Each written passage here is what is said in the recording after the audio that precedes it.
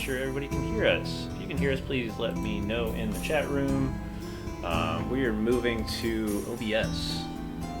What a good time to play around with this, because now we're going to have a quick chat. I wouldn't say quick, it could be quick. With our friends here at Dressed Quest. So if you can hear me, just please let me know in the chat room. Yes, no, maybe. The bad ideas.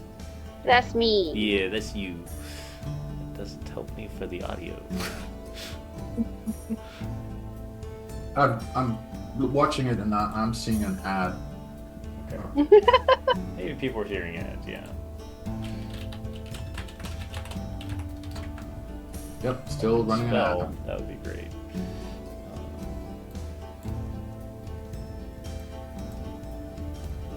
Okay, we're on. I see the four of us anyway.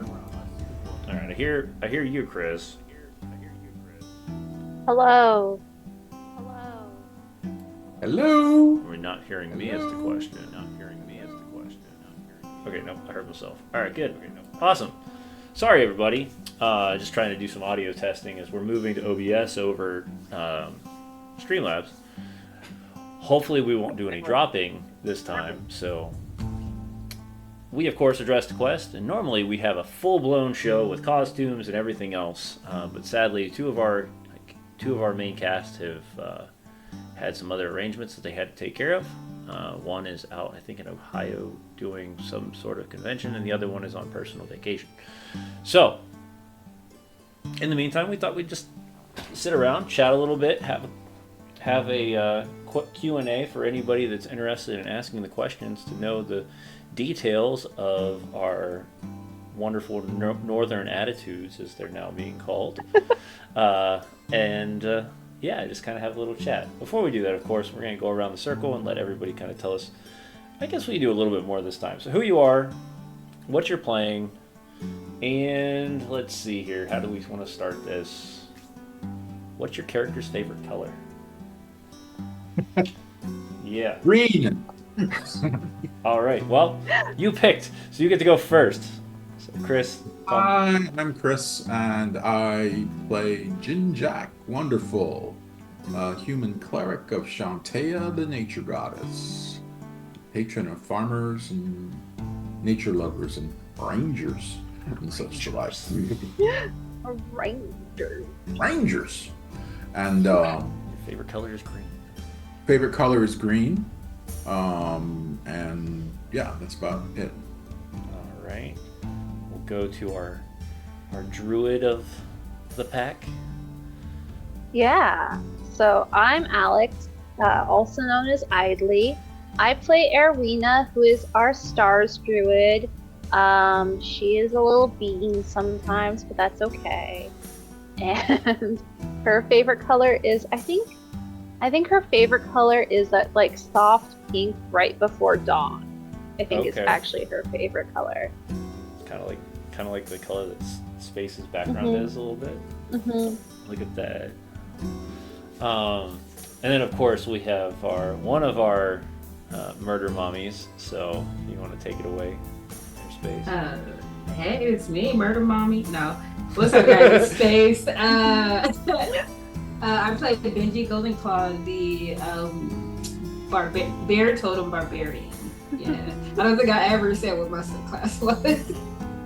And I think her favorite color. That's a great question. What is her favorite? She likes dark colors, so I would say like a dark blue, maybe like a royal blue. Okay. Maybe black. And on top of it, of course, we're letting you see all of the updated characters for our show. I don't know why it's going blank on that one. Oh, it looks like we might be having issues with the slideshow. I'm seeing them. I'm seeing them, but I only saw like 5 of them go through. So I've got loaded all of them. So see, I was curious to see. I thought it was you mean the max, right? 26 or? Yeah, so I have all 32 up right now. Because I was testing to see if OBS did something outside of that would allow us to run more than what we were running. So, but let me see if that's the case, because it looks like it got all the way through to Snark, and then kind of faded off for a moment and went back to normal. So we'll keep an eye on it, see if it changes as we continue to talk. So, at this point, this is an opportunity for you as the chat room to place your questions for any of our players here or myself on the story of Icewind Dale and where we're going, or any of the backstories of our characters. We're going to try to keep anything that is spoilers kind of hidden behind the scenes, but any questions you have about things that have already happened or about things that have happened with the characters, those are the things we definitely want to hear about in the chat. Up until now, on top of, like I said, on the side here are all the pictures that Chris has created over the last couple months that tell the story of the Northern Attitudes up to this point. But yeah, let's kind of go around the circle again. And with this one, we're going to do is what was your motivation for your character? So something that kind of gives you what brought you to where the character is, at least where the character started. I don't know where the character is because I know a lot of the characters over the last couple of weeks and the last month or so have started to evolve and change a little bit, and it's been a lot of fun to watch that change. And I won't put Chris on the spot this time. I'm gonna put Benji on the spot this time. Can we roll again? Everybody else.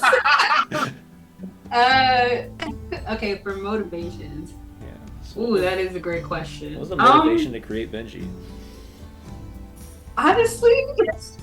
Honestly, I did not put a lot of motivation behind Benji. I think, like I was telling you guys on the Discord, that Benji is my least flavorful character, especially like from last season where I played like a sorcerer warlock. Benji was just like Benji is to help me kind of decompress from that, because that was a lot, playing that character. She was a lot. So I think Benji is just more of a relaxing character who occasionally, kicks butt, but at the same time, she's silly and, she's like sort of half of the comic relief, her and Snark. So yeah. Sort of. I would say yes and no. Snark is definitely the comic relief. Unicorn? Yeah. Benji is just with all the shenanigans though. So I think the motivation behind her was to just have someone that I can just that I didn't have to think hard about. Just wanted to hit stuff and tell a great story. And you've definitely done that, like I said, and I think that is the cool part about this is that I didn't know your motivation was to just take kind of an easier route, because we've already seen things and we've put Benji through some quite traumatic moments already. Very, very traumatic. to make a character that had very little motivation and more of a simple character, and watching that background bleed out real fast and to see the differences, and you falling into this like role of motherly character, and I know we had talked for a brief moment about like Benji's background and having children already, but watching it evolve and how it's changing over the months is really an interesting thing in my opinion. Anything that really has stuck with Benji or anything that you would not expecting happening so far? So far, I think the trials really shook her up. That having Nightwolf kind of having you guys both tell that story, and him in the background kind of as the voice of reason for the Northern Attitudes, it was just kind of it's like a weird cycle. I don't know. It was weird, but it was great at the same time. So having him narrate, the fears that she feels, I think that I didn't expect that. So Okay. Like, Chris looks like he's busy, so we're gonna hold off on Chris for the moment. We're gonna go. Talking to you. What was that? Check your Zoom chat. I'll check my Zoom chat. But it's nothing. I made a suggestion about how to show the images, but it looks like it fixed. It's showing them all now. Yeah, so I deleted look the at first. Unicorn I Boy. deleted the first 13, and then it's moving through the next set. So Okay. yeah, I think what I'll have to do is build them in sets, and then have them stop, and then move to the next set. Roll it like Okay. that. So I would just suggest, if you want to share screen, I have these images on the stone background. okay. Yeah, I have all of them. They said they just weren't rolling through properly. Okay. So I'm gonna figure that out. I promise. I'll get it done. Yeah. So we'll go to Chris. Now, Chris, you've been playing. You and Space have been playing this since the beginning, correct? Eric, that is Snark, got me back into Dungeons and Dragons a few years ago, and then he got me into he invited me to play in the Just the Quest thing, and so I was in the previous campaign with Space. Torrance was there also for a little while, towards the end, but that was the previous campaign, and so had a lot of fun. And although, we didn't start doing the Twitch thing until halfway through that campaign when we switched DMs. The second half was when we were on Twitch. Awesome. And then we finished that campaign off, and I was also very exhausted after playing my character. Somewhat. Well, I was playing. That's I was interesting. playing. Yeah, I was playing a wizard, a sage type wizard, and in a good way though. It was pretty intense, and so that was once that was over. Then we started playing this with you. So what was Jinjack's motivation? I typically like playing support roles, and I wanted to play a cleric, and then after looking at D&D 5e, healing sucks. It's really terrible. And so I spoke with Eric a bit, and then did a bit of research and found, all right, so if you want to heal and be a cleric, then your options are life and twilight, for the most part. Other than that, you're basically a tank mage, right? For most of the other clerics, who can throw a puny ass heal every once in a while, but then reading up on it, it seems that part of the 5e game design is they wanted to really streamline the combat and focus more on smashing stuff. But again, and then the other thing I wanted to do was I wanted to play my previous character was really a high intelligence, very educated wizard. So I thought I want to play someone really, really close to the down low, salt of the earth peasant. Like, oi, how are you doing there? Oi, found a turnip in my patch, kind of. And then I saw the peasant hero archetype, and that inspired me. So I said, all right, I'll play a peasant hero. But on the other hand, I wanted to also another weakness of my other character was he was about as charismatic as a dead cockroach.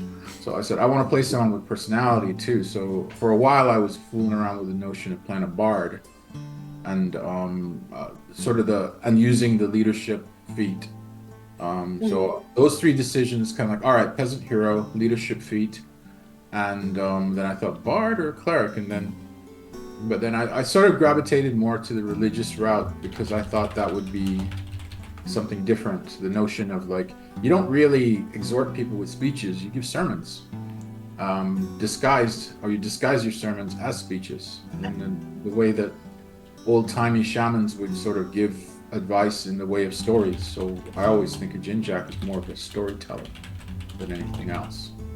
but a grounded storyteller. You know, he's a farmer at heart and down to earth, and that was where my thinking came from. But the points allocation for the character were tough because it's kind of like, all right, I'm going to need charisma for this, and I'm going to need wisdom for this, and not for anything else. You know, I know what, you know, like if you really want to min-max properly, then your life cleric build should be like, and I don't have it because I wanted to, you know, role play accordingly and have the stats to support it. Yeah, and I think both of the. I mean, I think your character this time is such that genuine character. It was so funny when we did the trials, because that was the one thing that I couldn't pull from you. Is, you know, there was no trauma, there was no damage, there was nothing. That's very typical for me, though. I know Space knows. You remember? I mean, you remember. You were playing with us when I was playing Scoop, and it's like, man. My dark pasts are usually very humorous, and if anything, but I don't usually generate unless it's like something suited to the persona of the character. Then I don't do dark pasts, or I don't do traumatic upbringings. Yeah, which is fine, and I think it brings it definitely brings a different spin to Dungeons and Dragons that a lot of people don't see. Because a lot of times you hear everybody comes up with these backstories that are mostly dramatic, or they're trauma based of some sort, and yours was very heartfelt and very humbled, and then on top of it, kind of very similar in the same way that our next character who we're about to talk to is the same way, where it's this humbled background and then the idea of wanting to adventure. My thought process is like, Rena and I have a lot in common. Our families are alive. Yeah.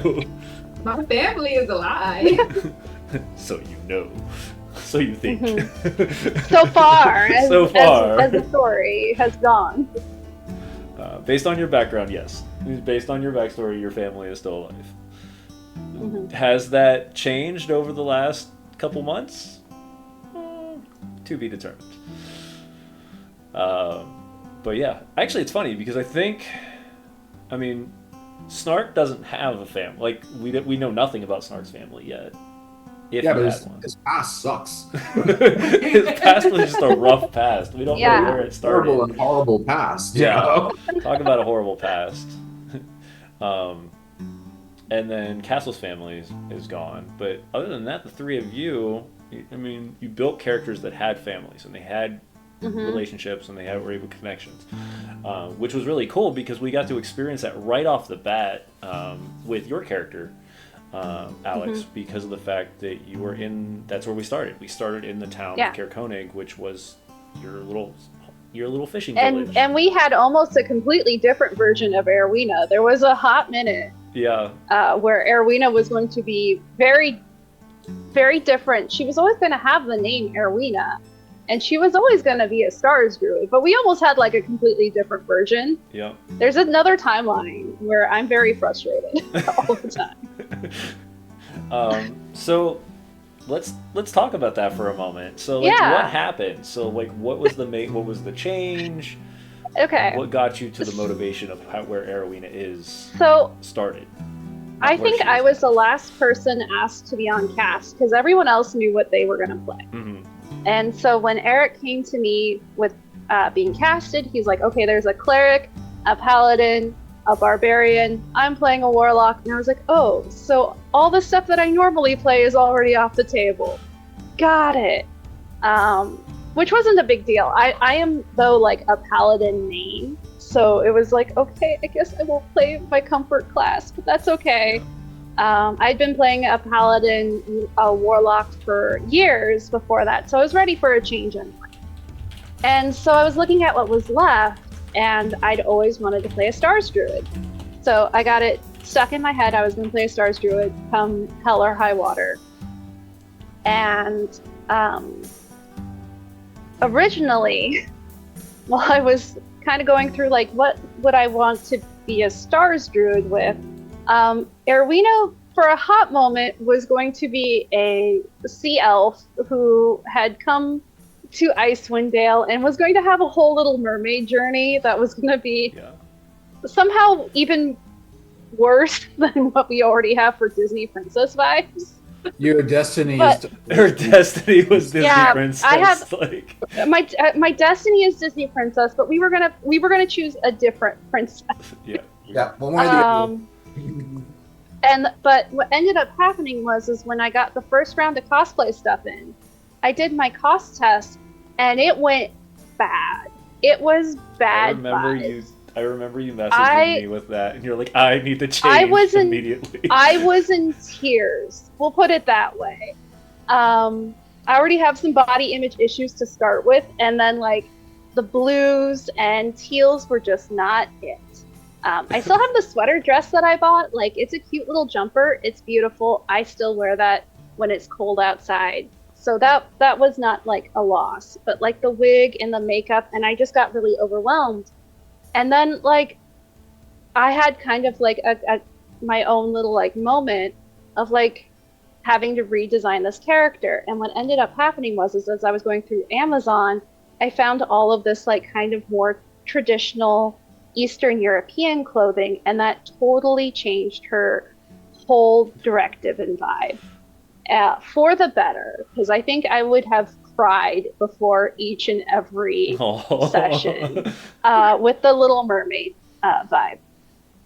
But what ended up being shaped, I think, ended up being better, because sometimes you like put something together and mechanically it works, but like it's not the vibe. So by changing the vibe, I think I've had characters I've loved as much, but not in like, and some that I've loved in such a personal way.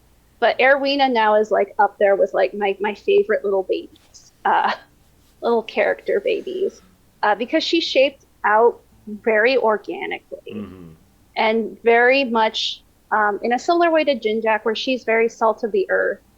But she does have tragedy to her. It's just not the classic hero tragedy. Right. It's the girl, without spoiling too much before like other characters get to experience it in person. It was very much the concept of what if you were the character who was left behind and didn't get that adventure. That is like the core concept of who Erwina is, and how do you deal with that? So she's the small town girl who never got to leave until recently.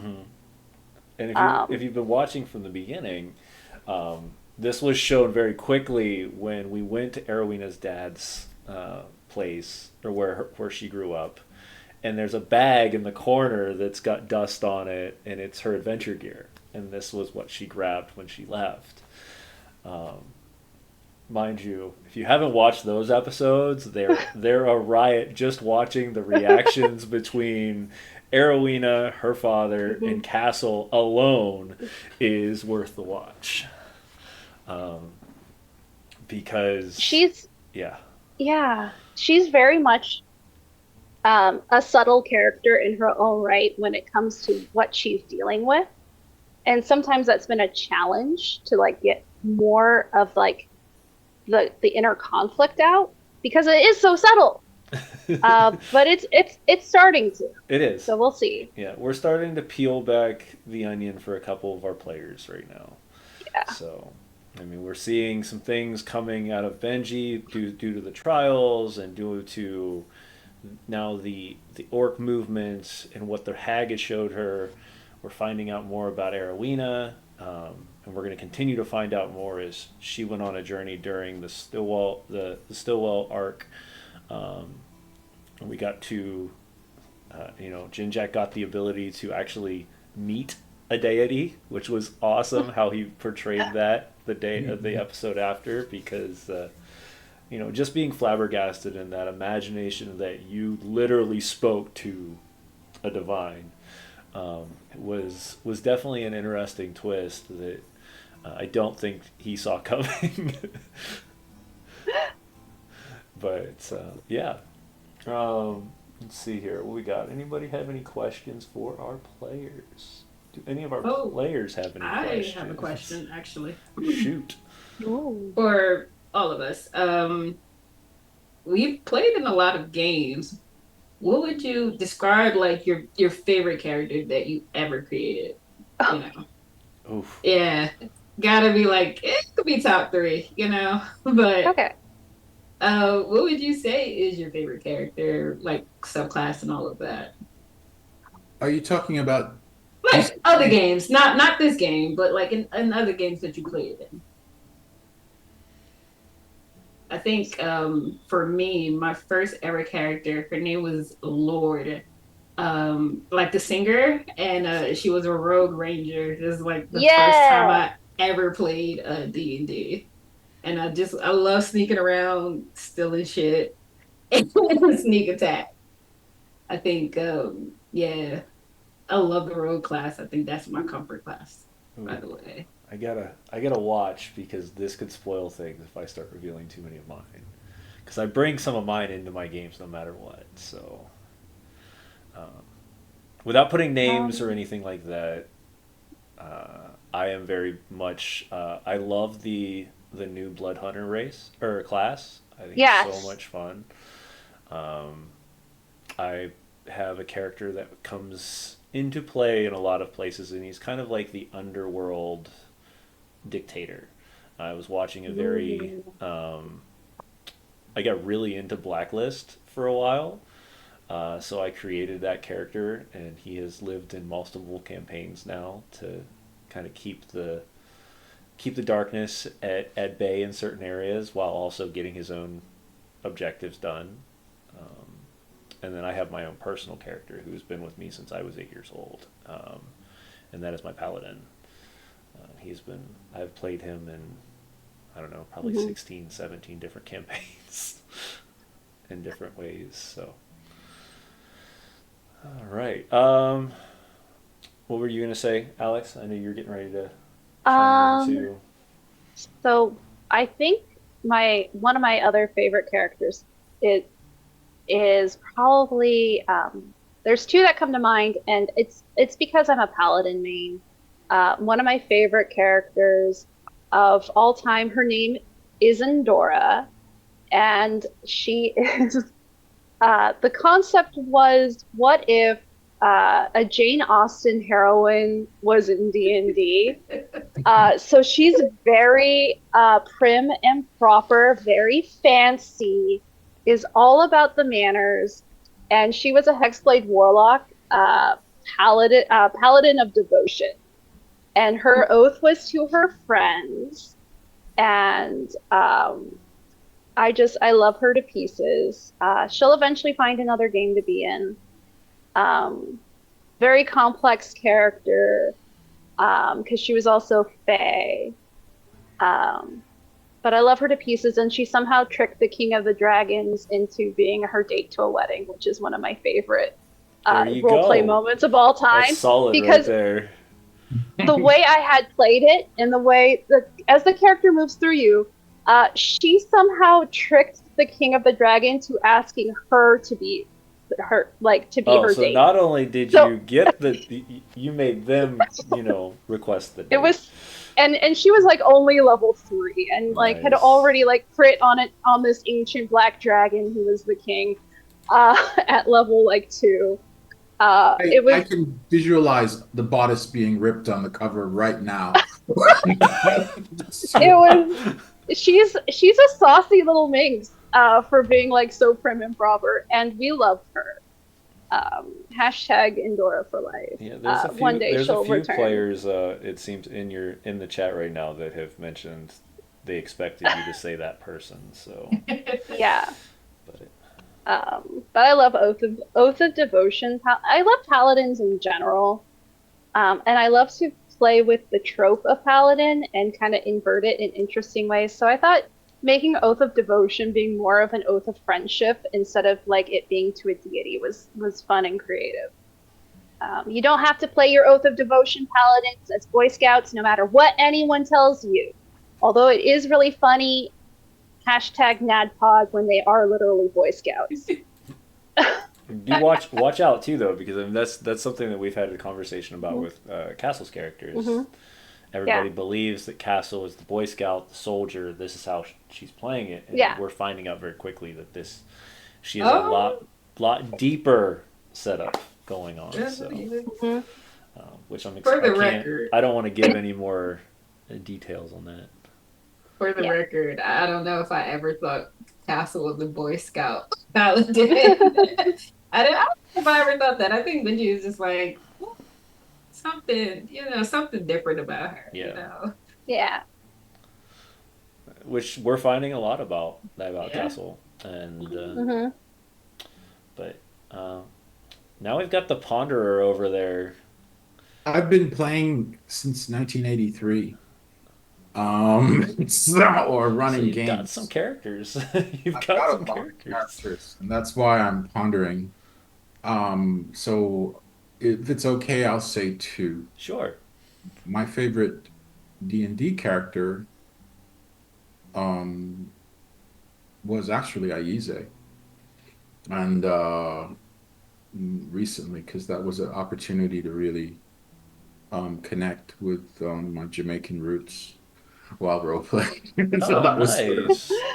so that was kind of fun because I play him with a Jamaican accent, and that was my siblings actually watched a few episodes, and they said it was the funniest shit they've ever, pardon my language. And they asked, "Has mom seen this?" And I said, like, no. So there was that. Although, I loved other characters I'd played. But in terms of my favorite character, it wasn't for D&D. Besides that, then my favorite character was the very first game I ever played, and it still sticks in my memory before anything else. I played you guys probably never heard of it. It was called Lords of Creation, and it was a old RPG back in the 80s. And my character's name was Kara Arak, and he was an enchanter. And Kara Arak, he was named that way because you can get power over a wizard by saying their name backwards. Ooh. But Kara Arak is the same backwards and forwards. The type of campaign was a world traveling, as in traveling to different worlds and different realities. Oh, nice. And so it was like planar travel. And I used that for inspiration for some of my campaigns too. But it's memorable. It was a clunky system. The game doesn't exist anymore, but it always stuck in my memory because it was the first role-playing game I ever played. D&D was actually not my first. D&D was not my first either. So yeah, and as for the number of role-playing games I've played or ran, then I could turn on my camera and show you the shelf behind me. It's really in terms of favorite game, I'd have to say in terms of the most fun, I defer to really that's more about the DM than the game and the people you're playing with. Mhm. agreed. I would not say that, oh, this game's better or whatever. I mean, like, you can have fun playing anything if the people you're playing with and the games master are fun, and the games master knows what they're doing. So that I just leave open ended. No, I completely agree on that one. But in terms of favorite genre, it's not D&D either. I like Cyberpunk. And, Okay. Ooh. and I was a Shadowrunner. So, but that's genre. That has nothing to do with Yeah. Setting and stuff like that. Yeah. Yeah. So So I have a question Sure. building off of that. So a lot of us have expressed either interest or have played systems other than D&D 5e. What is one of your favorite systems, or one that you'd love to try and play, or both? I have run Shadowrun, and I have played it. I've got I wanna 1,000 play games literally sitting around me right now. But in terms of one, I've never. It's been many years, but I used to play Call of Cthulhu. Ooh. I was trying to run that. I actually really liked the couple times I've played Call of Cthulhu. It's been it's been a small minute, and getting back into my getting back into that same groove of that type of character, with the short Candela series that we've been running over on Northwolf's stream. It had definitely gotten me back into that thought process of like the investigator and the mystery and that pulp fiction and that pulp culture. It's been, We made families. yeah. The games master said, "All right, make a family," and so I'd make like 3 characters, because that's another thing about Call of Cthulhu. Yeah. Um, You're all dying. well, or going mad. Yeah, there is no there. Yeah, I will say that's the only downfall with Call of Cthulhu. You don't really win it ever. Like, The insanity is inevitable. The more you learn, the lower your sanity gets. Yep. So, what about you, Space? Actually haven't played anything outside of D&D. Okay. But Ooh. if I could play something, I like the Avatar. I don't know, the Avatar Kickstarter that came out like a couple years ago. It's fun. I want to try that so bad, and I think also Vampire the Masquerade. That Oh, one I right would there. like to try. Yes, got that that's right also there. fun.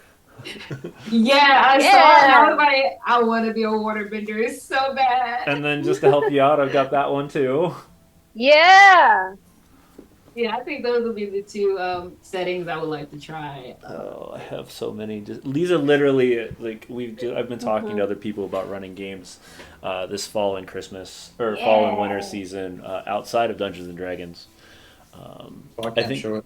I think we're gonna move to at least for my side of the story. If we stream any from now on, we're going to move to small episodics. So it'll be 4 or 5 adventures or 5 sessions, and then we'll move on to something else. Partially just because long term, though it's a lot of fun to build with the same people, it's very hard sometimes for scheduling and things like that. So I think I'm going to move to, and then with kind of how we build this show specifically is I build it in arcs. But I think for other campaigns and other adventures, I think it's just going to be the one mini series, excuse me, and then moving on to whatever the next step is. Now, if we pick it back up again, that's one thing. Let's see here. I do want to play Shadowrun. That is true.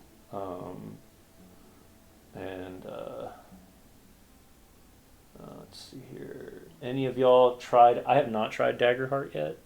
Yeah, no, Not yet. I haven't tried it yet. Is that the Critical Role thing? It's Critical Role's high Yeah. fantasy based.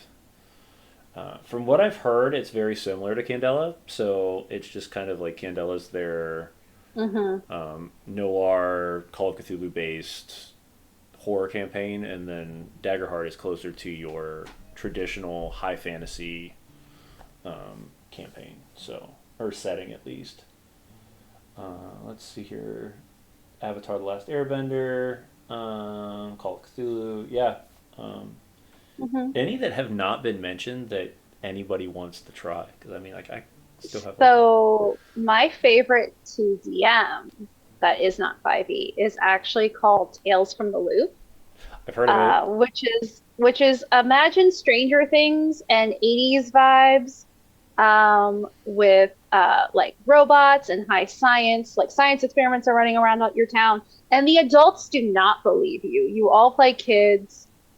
They have a couple of expansions that are also the next one is Things from the Flood, which is the 90s version, Okay. where you play teenagers, and the teenagers very much can die. The children cannot.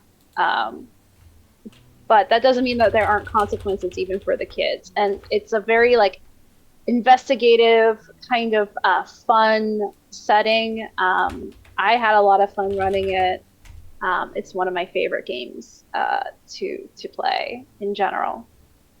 A game that I want to play that I cannot find anyone else who wants to play with me is Vaesen, which is like Candela Obscura, but it's all like Scandinavian fairies, and it looks amazing, and nobody wants James, then come play with me. I didn't know. It's a beautiful system. My stream has been partnered with Free League for the last 3 years, so I have all those. I have all the books. I don't know how to play yet because I haven't read them, like for mechanics, but they're beautiful. It's a beautiful campaign. You're absolutely right. Yeah. All their work is, in all honesty, it's one of the few publishers that I go back to all the time.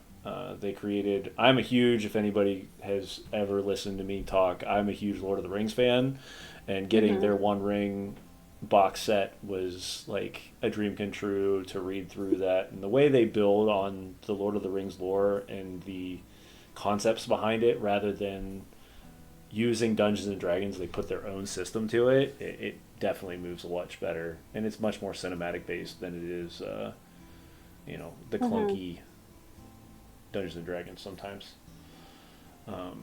But the downfall though is a lot of Free League games. You have to be ready to be able to die, because it's not a very friendly system.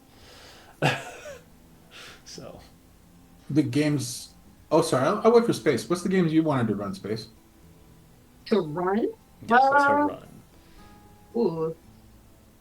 That is Or a great playing. Or to play it. We won't Well, make you run I them. did. Yeah, I would say Avatar. I would love to play in that. That's right. Vampire the Masquerade. I would love to play in that.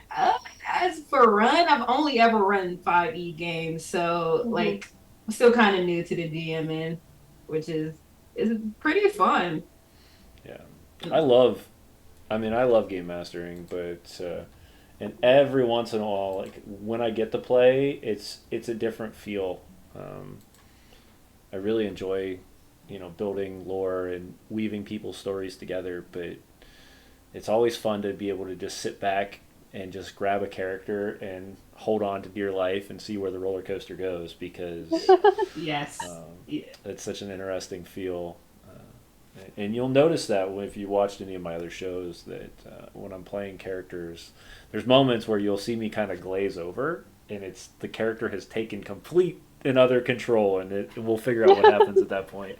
I've listened to streams before, and I'm like, what did I say? Like, let me go back and rewrite some of this, because I don't remember everything I went into on this, but yeah. I gotta agree with Chris earlier when he says like going from Ayuze to Jinjak and kind of going, from a high intelligence to a low intelligence. I feel the same way. Like just I think we all went himbo on some level. Like we just want to be chill vibes, no thoughts. Yeah, just like smooth sailing. Yep. Just stare at the clouds. We activated the teas. We've activated the hipster vibe. Like it's been a thing the last couple months where you all are just like, nope, we just want to chill. Why did we get it? And then of course after pushing Jinjak with a divine request, he's now like, no chill, let's get this done now. I mean, in Erwina's defense, she's been Greta Thunberging the entire time, and everyone wanted to do everything except the plot. Yep, agreed 100%. I'm just high fantasy Greta Thunberg now. But yeah, I think playing a low intelligent or low wisdom character is so much fun. Yeah. Because playing low charisma is kind of easy, but it's kind of not at the same time. But I think low wisdom is the hardest for me personally. Ooh, that's a good question.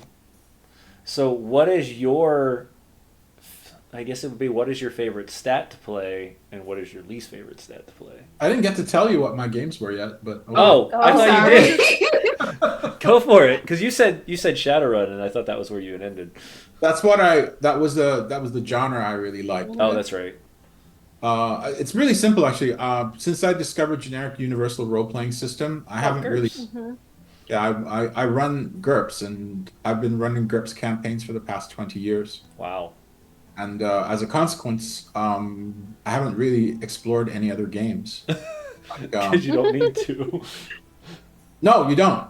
We just change genres all Yeah. the time. Like we're doing currently Arabian Nights, Ooh. my version of it. And before that, before that, we were doing Greek superheroes, as in Greek mythology with superheroic characters. And before that, I was doing a Stone Age campaign with the journey of a group of African tribesmen escaping a volcano. And I pulled that one up from, I guess it was a historic occurrence that um, a migration from, I believe it was from Kenya to the Gulf of Aden. So I made that into it. I wanted to do a Flint campaign where the characters had to make their weapons out of stone and flint. Oh, And, wow. and all their magic was shamanic. And Okay. but those are examples. I mean, like I said, it's 20 years worth of campaigns. Yeah, But that's awesome. in terms of what I run, but in terms of one game I do miss, and it was Paranoia. And I don't know if you're familiar with that I one. know Paranoia. Yeah, where and that was like really Big Brother vibe. And when your character died, your clone was activated, and you got Hmm.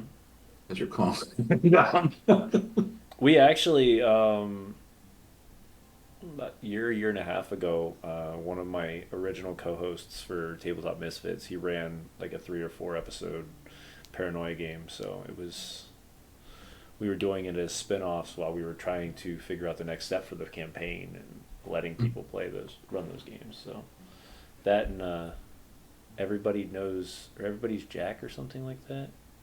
I don't remember what it is, but pretty much you're all playing personalities of the Mhm. same person, and then you roll to take control of that player, of that character the entire time. So then you get to make the decision of Mhm. that character. Oh, that's neat. But everybody's the same player, or the same character. So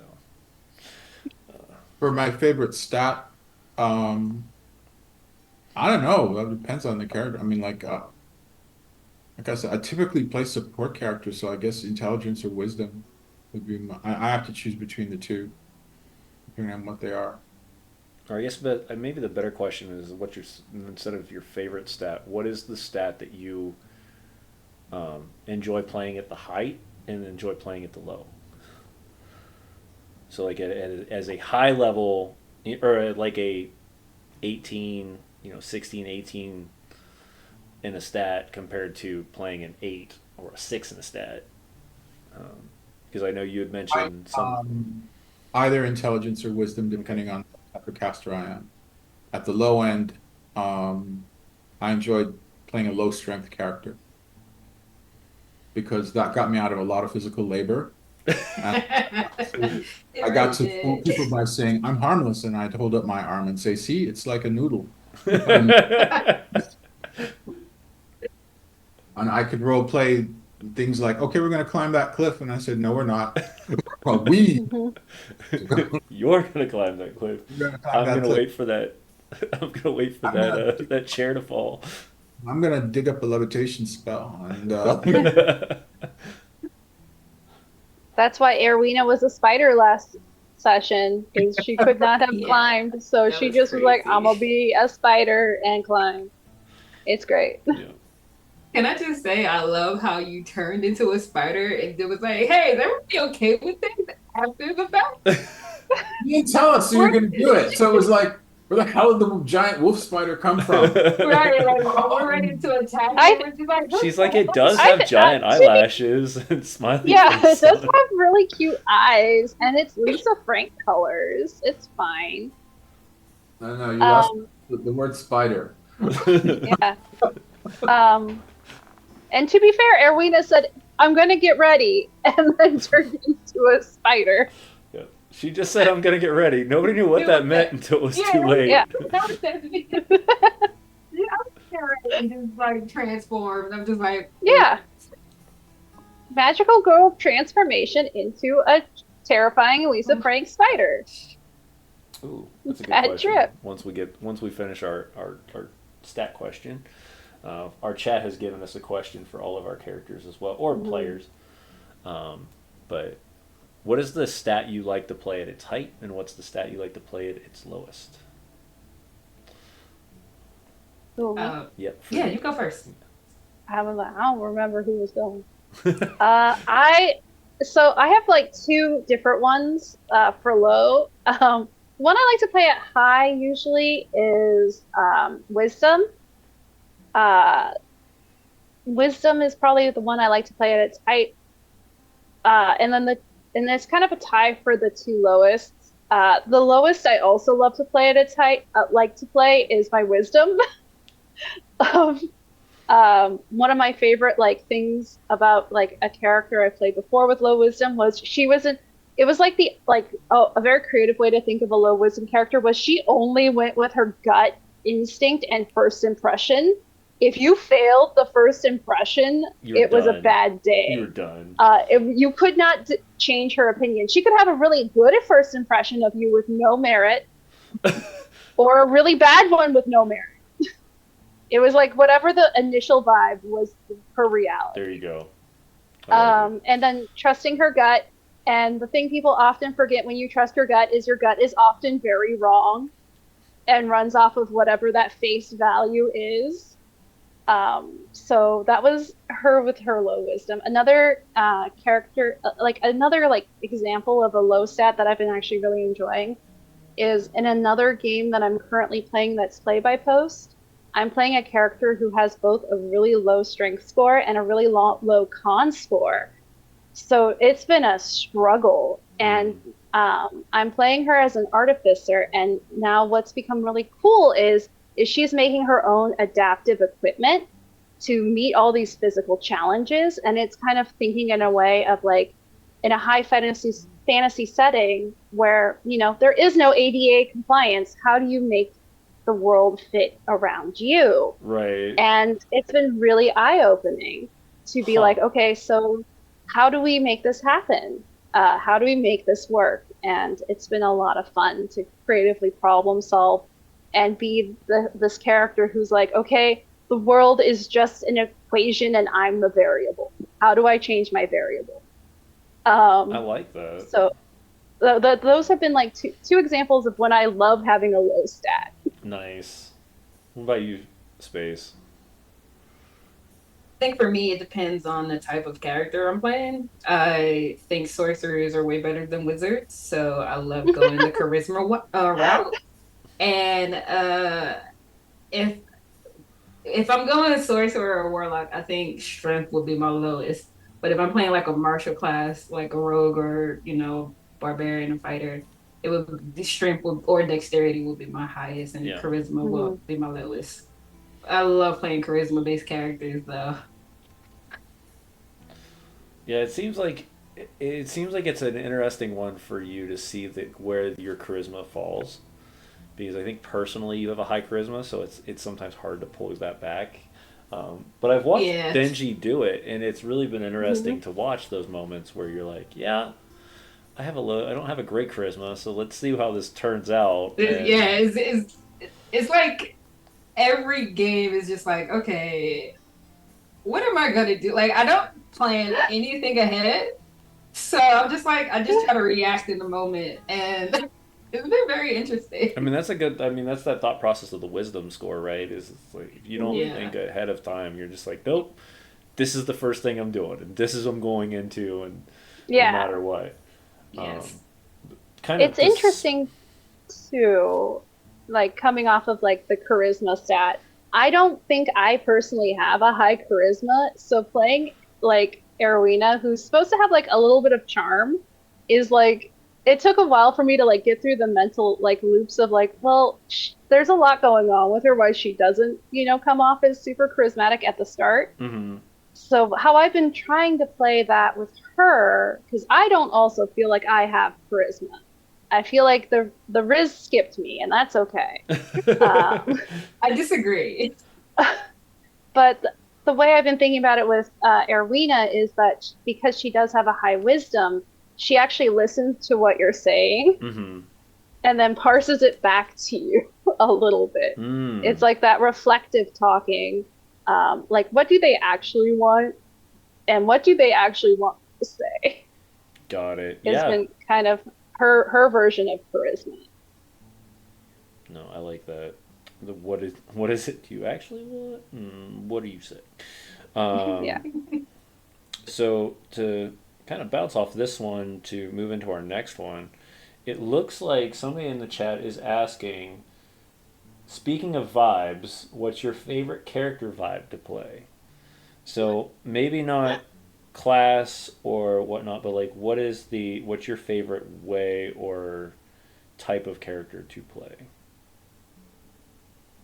Uh, um, I think for I think hopeless romantic himbo. That's a Benji. I think she's a hopeless romantic himbo. That's her vibe. What about you, Alex? Um, let's see. What's my favorite vibe to play? My favorite vibe to play is just somebody doing their best, regardless of what it is. And it might not succeed. And actually, I really like it when they're trying their best, and it just slowly Still, devolves around them. I think that's the vibe. that's the Is vibe. a little tired, a little frustrated. That's the vibe. But when it succeeds, and you're Yeah. like, those are those Yeah. moments. Um, what about you, Chris? Um, You did say you like to play a lot of support characters and humble like beginnings. heroes. Mhm. Um, I got I played villainous and I've worn black hats for a long time. Also because being a DM or GM for a long time, most of the time I'm wearing a black hat. Yeah, Right? true. Right? Absolutely So right. most of the time it's kind of like, all right, my attitude about that though is, like as a games master, I was taught by a guy who said, don't think you're God, don't get megalomaniacal, just remember you're like the janitor of the universe. And I've always kept that in mind. But as the Wow. janitor of the Mhm. universe, like I said, you spend most of I enjoy playing NPCs, and it's nice to play an NPC that's helpful for the players every once, most of the time. But you're also playing the NPCs that want to, that are the adversaries. Mhm.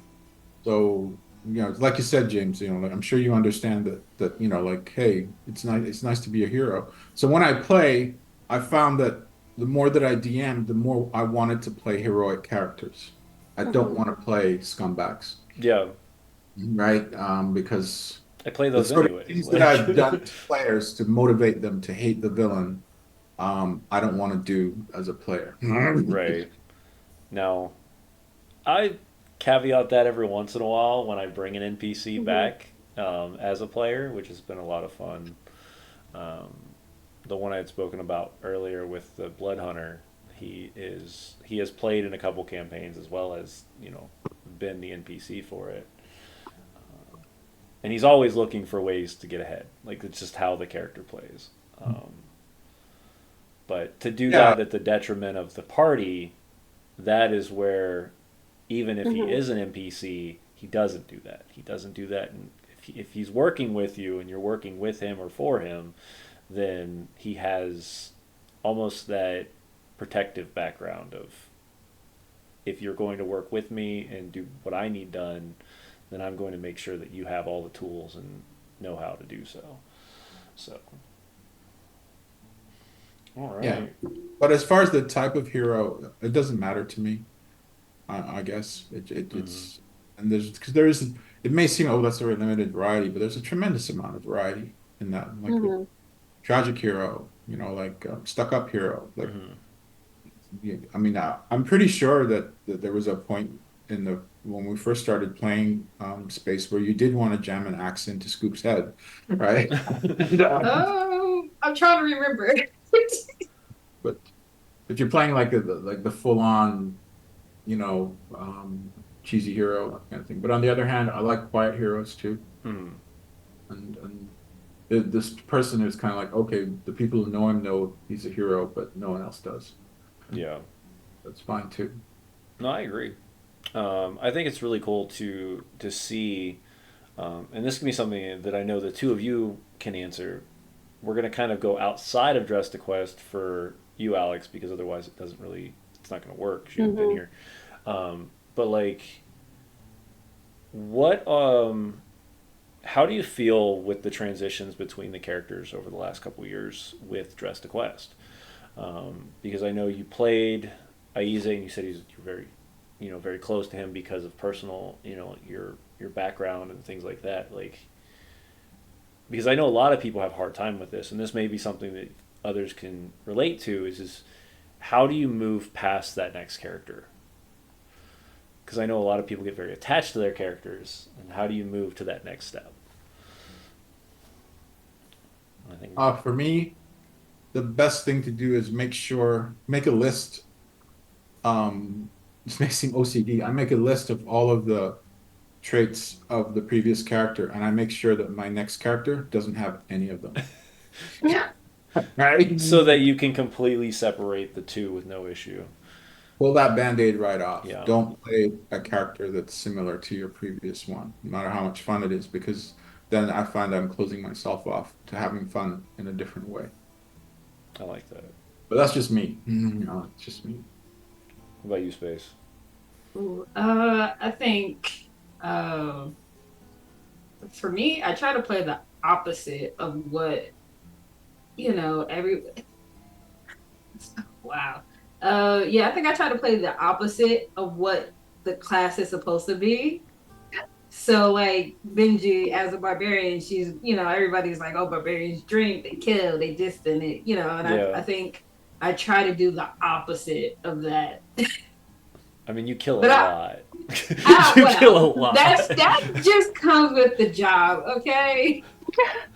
I That's mean, just a part of Murder the job. yeah, we'll give you that. But The You know, motherly and- vibe though is different. yeah, if there was a way to not kill, she wouldn't kill if she didn't have to. But if There someone- is. It's called non-lethal damage. what? What? There's a whole What? system Hold for on. non-lethal. That exists. Never heard of it. Yeah. Never heard of that.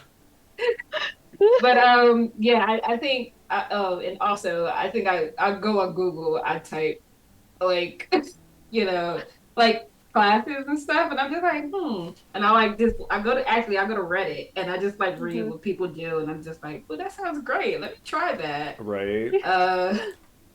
Yeah, but I don't think I've ever been really attached to any of my characters Okay. to where I would be really sad. I already have an idea for when if Benji dies. I have a idea already for a backup character.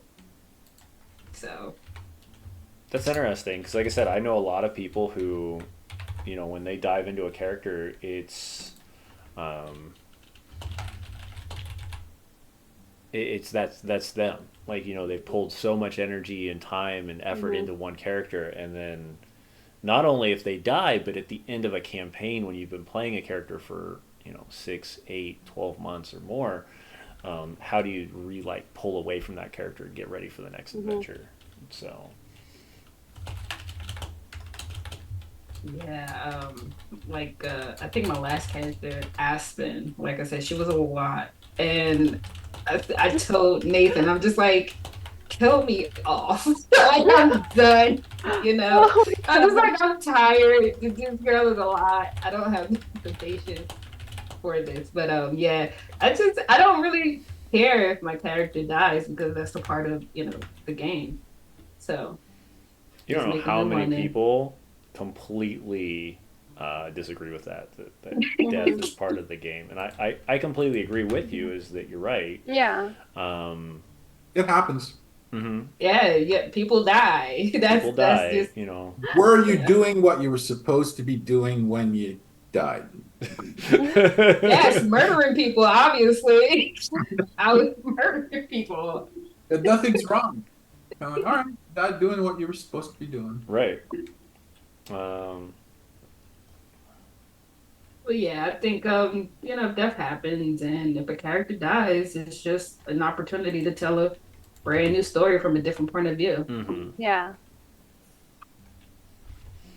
So, from somebody coming from the outside in, Alex, how does how do you deal with that kind of thing? Um, so one of the things that I realized when I was looking at like my characters, like if you took all of the Alex characters and you line them up, um, it's not so much that I write what I know or I write myself. There's always a bit of a time capsule in each character of what I'm going through in my own life. Like, what am I working through? Nice.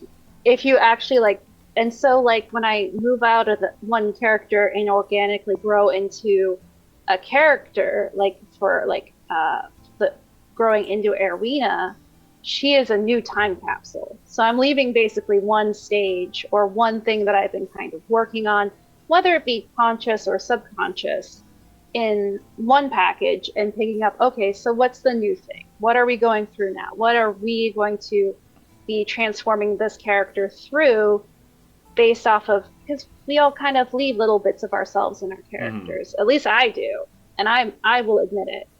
I'll be the first to admit it that they all end up being a little bits of maybe not me, but a little bit of psyche kind of a thing Yeah, going through. I can definitely agree with that. So it's just starting and wrapping a new package of like, okay, let's see what's inside.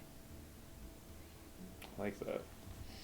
So that I don't know if anybody else can relate to that. So how do you deal with it when you're running multiple characters at a time? I keep notes. Are you talking about GMing? No, I'm talking as a player in multiple campaigns.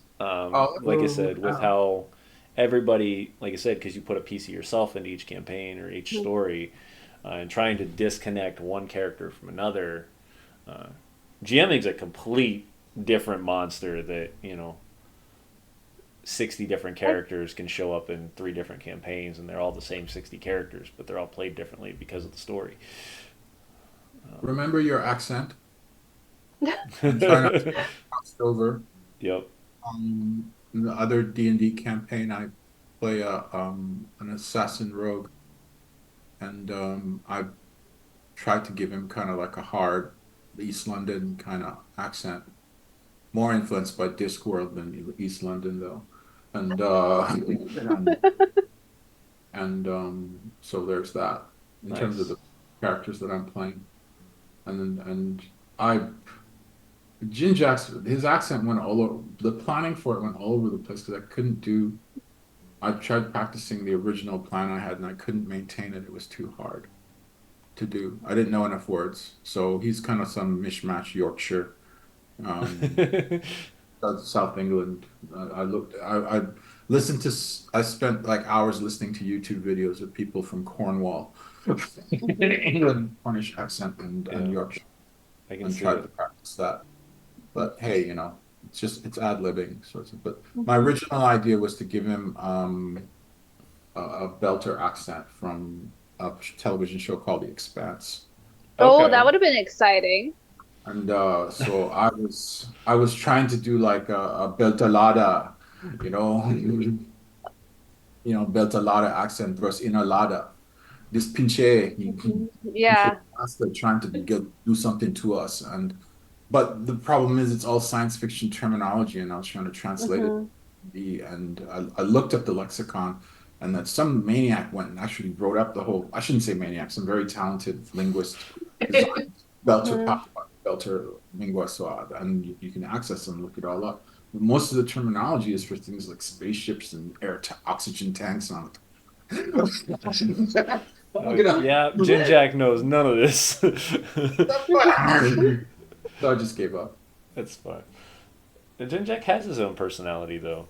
Hmm. And he's continued to, and I think the mashup is actually a good thing because it's unique. It's not you didn't pull just from one area.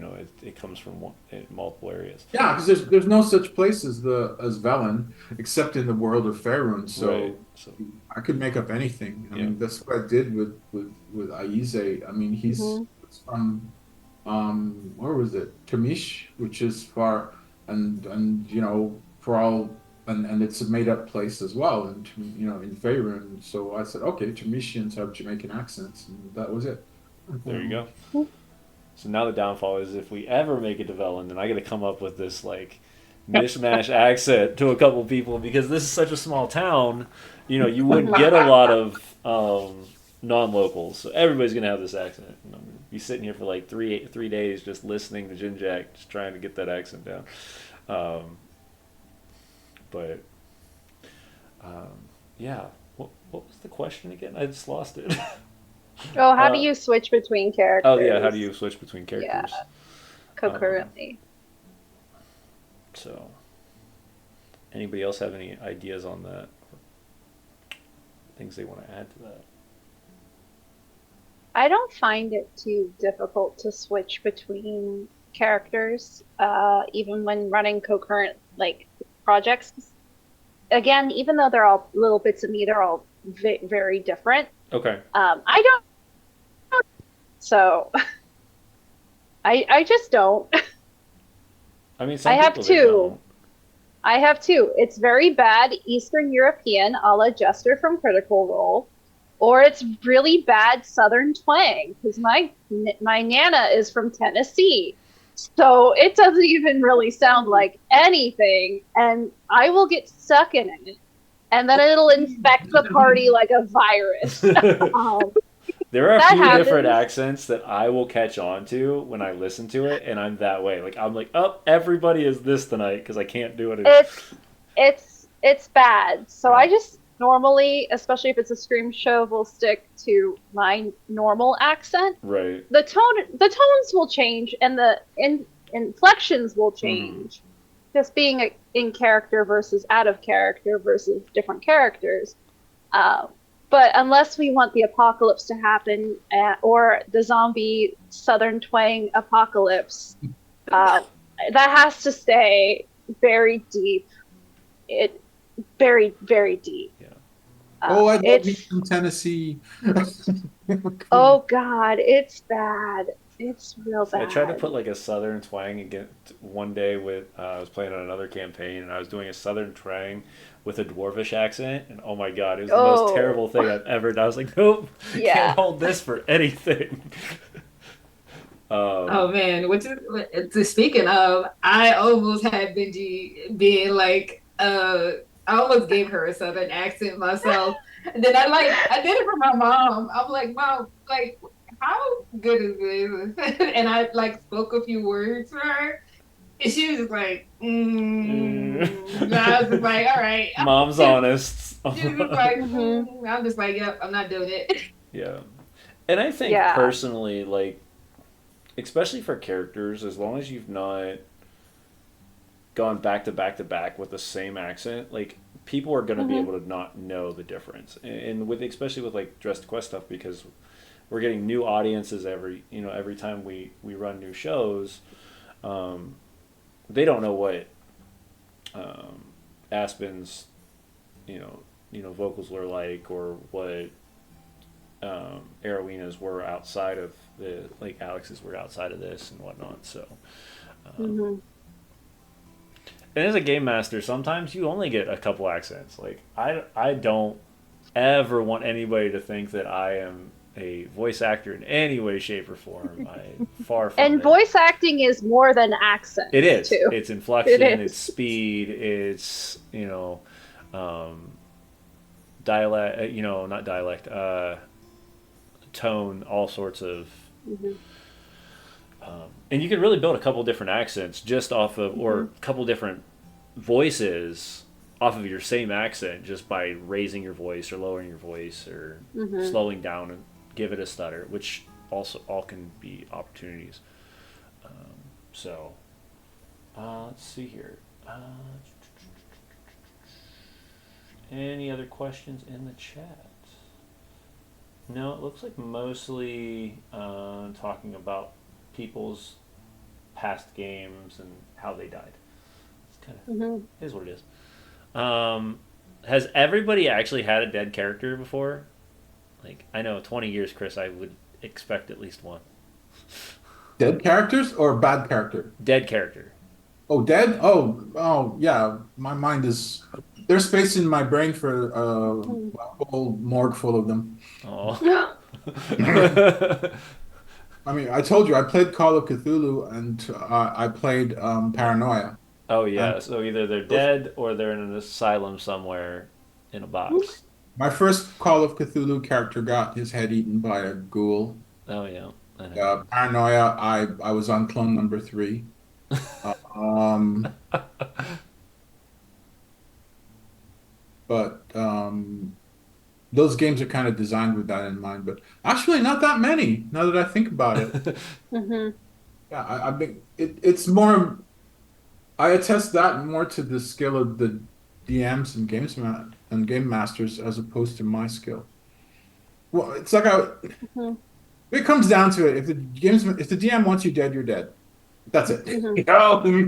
True.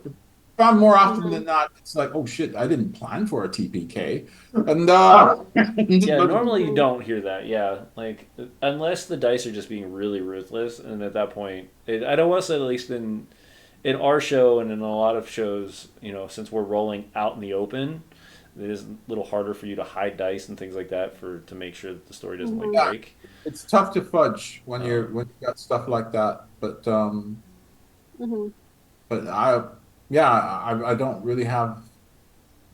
Yeah, now that I actually think about it, I don't have that many dead characters. I haven't played with very many killer DMs. I usually But kill one a campaign at least. Not even gonna lie. all right, we'll look forward to it. Yeah. And I'd say Yeah. not. I will That'd be say though, smart. every time I've killed somebody, they have come back to me at the end of the campaign and been like, "That was like a perfect time to kill him," and I'm like, "Yeah, Yeah. that's what happens." Um, one and sometimes we'll do really wacky things when it comes to reincarnation. Like one of our players died within the first like two levels, I think. So I think he was level two. But he didn't, and he'd given me this giant backstory, right? And I felt so bad because I was trying to really divulge into his character, but the big bad was just hitting so hard that night. He was not hit for anything, and he was our tank, and he couldn't get close, and he was always up close. Um, and at the end of the adventure, or at the end of the arc, when all the characters went back to the town, they went to the cleric, and they realized they didn't have enough money for a 500 gold diamond. So I said, well, you need to roll in a D100 scale. I said, 0 to 100, or 0 to 10, you die. Straight up, you have to build a new character. Hmm. 20 through 80, something happens, and then 90 to 100, you come back completely healed with your character. Um, he rolled like a 60 something.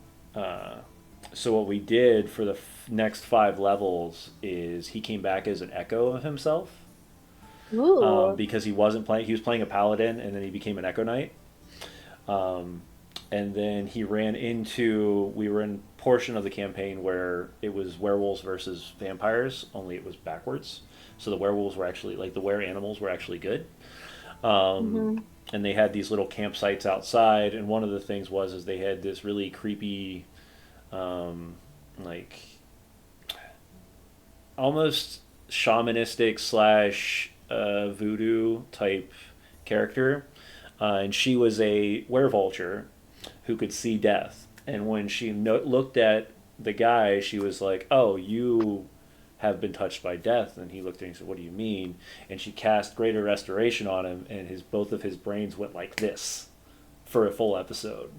So then he came back and he was able to choose how many classes or how many levels he wanted in Paladin and how many levels he wanted in Echo Knight. That's cool. Yeah, so that was, but it was funny because like the first two episodes after he had gotten his abilities, I would flip on him at times because I'd be like, "Oh, you remember this from that. You remember this from that," and it was like a scramble brain for two episodes. And yeah, that was a lot of intense fun, but it gave a spin to death that it was his character didn't die, right? Like it did, but Hmm. it didn't. But he didn't know that it was going to come back later on, which was a lot of fun. So I kill people, but I bring them back in fun ways, or I allow them to be Yeah. brought back. Um, and even the most my most memorable character death that I've done to somebody, uh, I felt so bad, but at the same time, it was such a moment in the time frame that it worked. like 2 weeks later or 3 weeks later, him and his wife got it done as a portrait and sent it to me and was Aw. like, here. And it was our divine sorceress with the party had been going up against the Bone Devil, and she went in to do a Hail Mary and got and critted with a level 4 um, inflict wounds, which did like 216 points of damage, and the thing had 250 health. And we play, and in my home games we play epic crits, which means you do max damage and then roll. Mhm. Well, the Bone Devil turned back around and did the exact same thing with the spike, with the tail spike, and did like 400 and some points of damage, auto killing her. Because I rolled pretty much max, and then we already got max the first time. Um, and she didn't roll good on her Constitution save, so they're all just messes. So when they brought me back, when they brought the picture to me, it was her husband, who was playing a barbarian minotaur, carrying her in his arms, and she's got this giant Mhm. chest cavity from where the spike went through, and yeah, um, it was very heartfelt moments that definitely told a good story. But I am one of those GMs where I do tell my characters straight up, or my players straight up front, that there is a good possibility of death, at least one of you. So, let's see here. Wait, what Anybody was the else have question? any death Yeah. experiences? Yeah, I think my first character, Lord, the Ranger Rogue. I remember we were looking. I think we were like scouting out a temple of Bane, I believe it was. And the DM is like, "Yeah, you see a pedestal with like a shiny object on it. It was like a ruby or something." Oh no. It's like You I'm just and you like, went, oh, I gotta grab this. I have to. I have to for traps, of course. And I failed that, and I went and I grabbed it, and he's like, "Okay, can you go to the other chat room for me?" And when I went, he's like, "Yeah, so you're gonna turn into an Ankeg, and you can't speak, you can't see, like you have blind sense and all of that." I'm just like, I guess this is happening now, but yeah, I think literally the fight after I got turned into an Ankeg. Uh, I forgot what we were fighting. But I know I got critted on and literally depleted my health and I died. Came back as myself though. So that is the weirdest character I played and also the wildest death I've ever had. Nice. Um, what about you, Chris? Most memorable death slash weirdest character. We're gonna tie in Um, two stories together, or two questions Playing together. Temple of Drelsna back in the 80s when it came out, and not Temple of Drelsna, so Lost Caverns of Sojkant was the name of the module, Okay. and it ends with you encountering Drelsna. But before that, we had an encounter with a creature called a Bodak, and I failed Ooh. through. And I don't know how they work now, but back then, if you failed, you die. Yeah, they still work that way. Mm. Right. So I don't know exactly if they work like. it was faking it. It was pretending to be dead in a pile of detritus or corpses or something, Got it. and then I was scouting ahead with a thief type character, and it caught my eye. The GM didn't tell me. He just said, "So what are you doing?" I'm searching the pile carefully, looking at everything carefully. Duh. And so, the head turned, looked at me, and I said, "Oh," and it's looking into your eyes, and it's like, "All right." And yeah. Yeah, death gaze is the ability now. You have to really fail badly to die, but there is still that possibility. Oh, back then Mm. it was like we're talking, you know, Advanced Dungeons and Dragons before second edition. Oh yeah, yeah, that was They were, different game completely. and it was a half elf character, so I couldn't come back. I had to create a new character. Oh yeah, Back then, Raised Dead only worked on humans and I think halflings. Oh Didn't work. wow. I think that was the case. Hmm. Yeah, I made a new character. I'm trying to remember, but whatever. It was a long time ago. But I made a new character. Strangest build. I can't really comment on that. I'm going to defer to the other players. Okay. I haven't played 5e that long. Like this is my one, two. This is my third, fifth edition character. So literally, Dress the Quest has been your 5e experience. Yeah, yeah, it has. I mean, I played a fighter Battlemaster, I think Hmm. was, and I played, like I said before, I played a wizard who was Sage. whatchamacallit, Sage, and this is my life cleric. I do try the Battlemaster. I figured was a safe bet, but since then I've read up more about builds and whatnot, and I've deliberately tried to avoid min max power builds because I always like a challenge. Yeah. Mhm. And I want to make the creators of the game feel happy that someone's using content that no one ever does. But I draw the line. There are certain things that I'm not going to play a ranger. That's all I'm going to say. I really think, and this goes back to just the amazing cast that I have, is you all really played into the story, into the setting.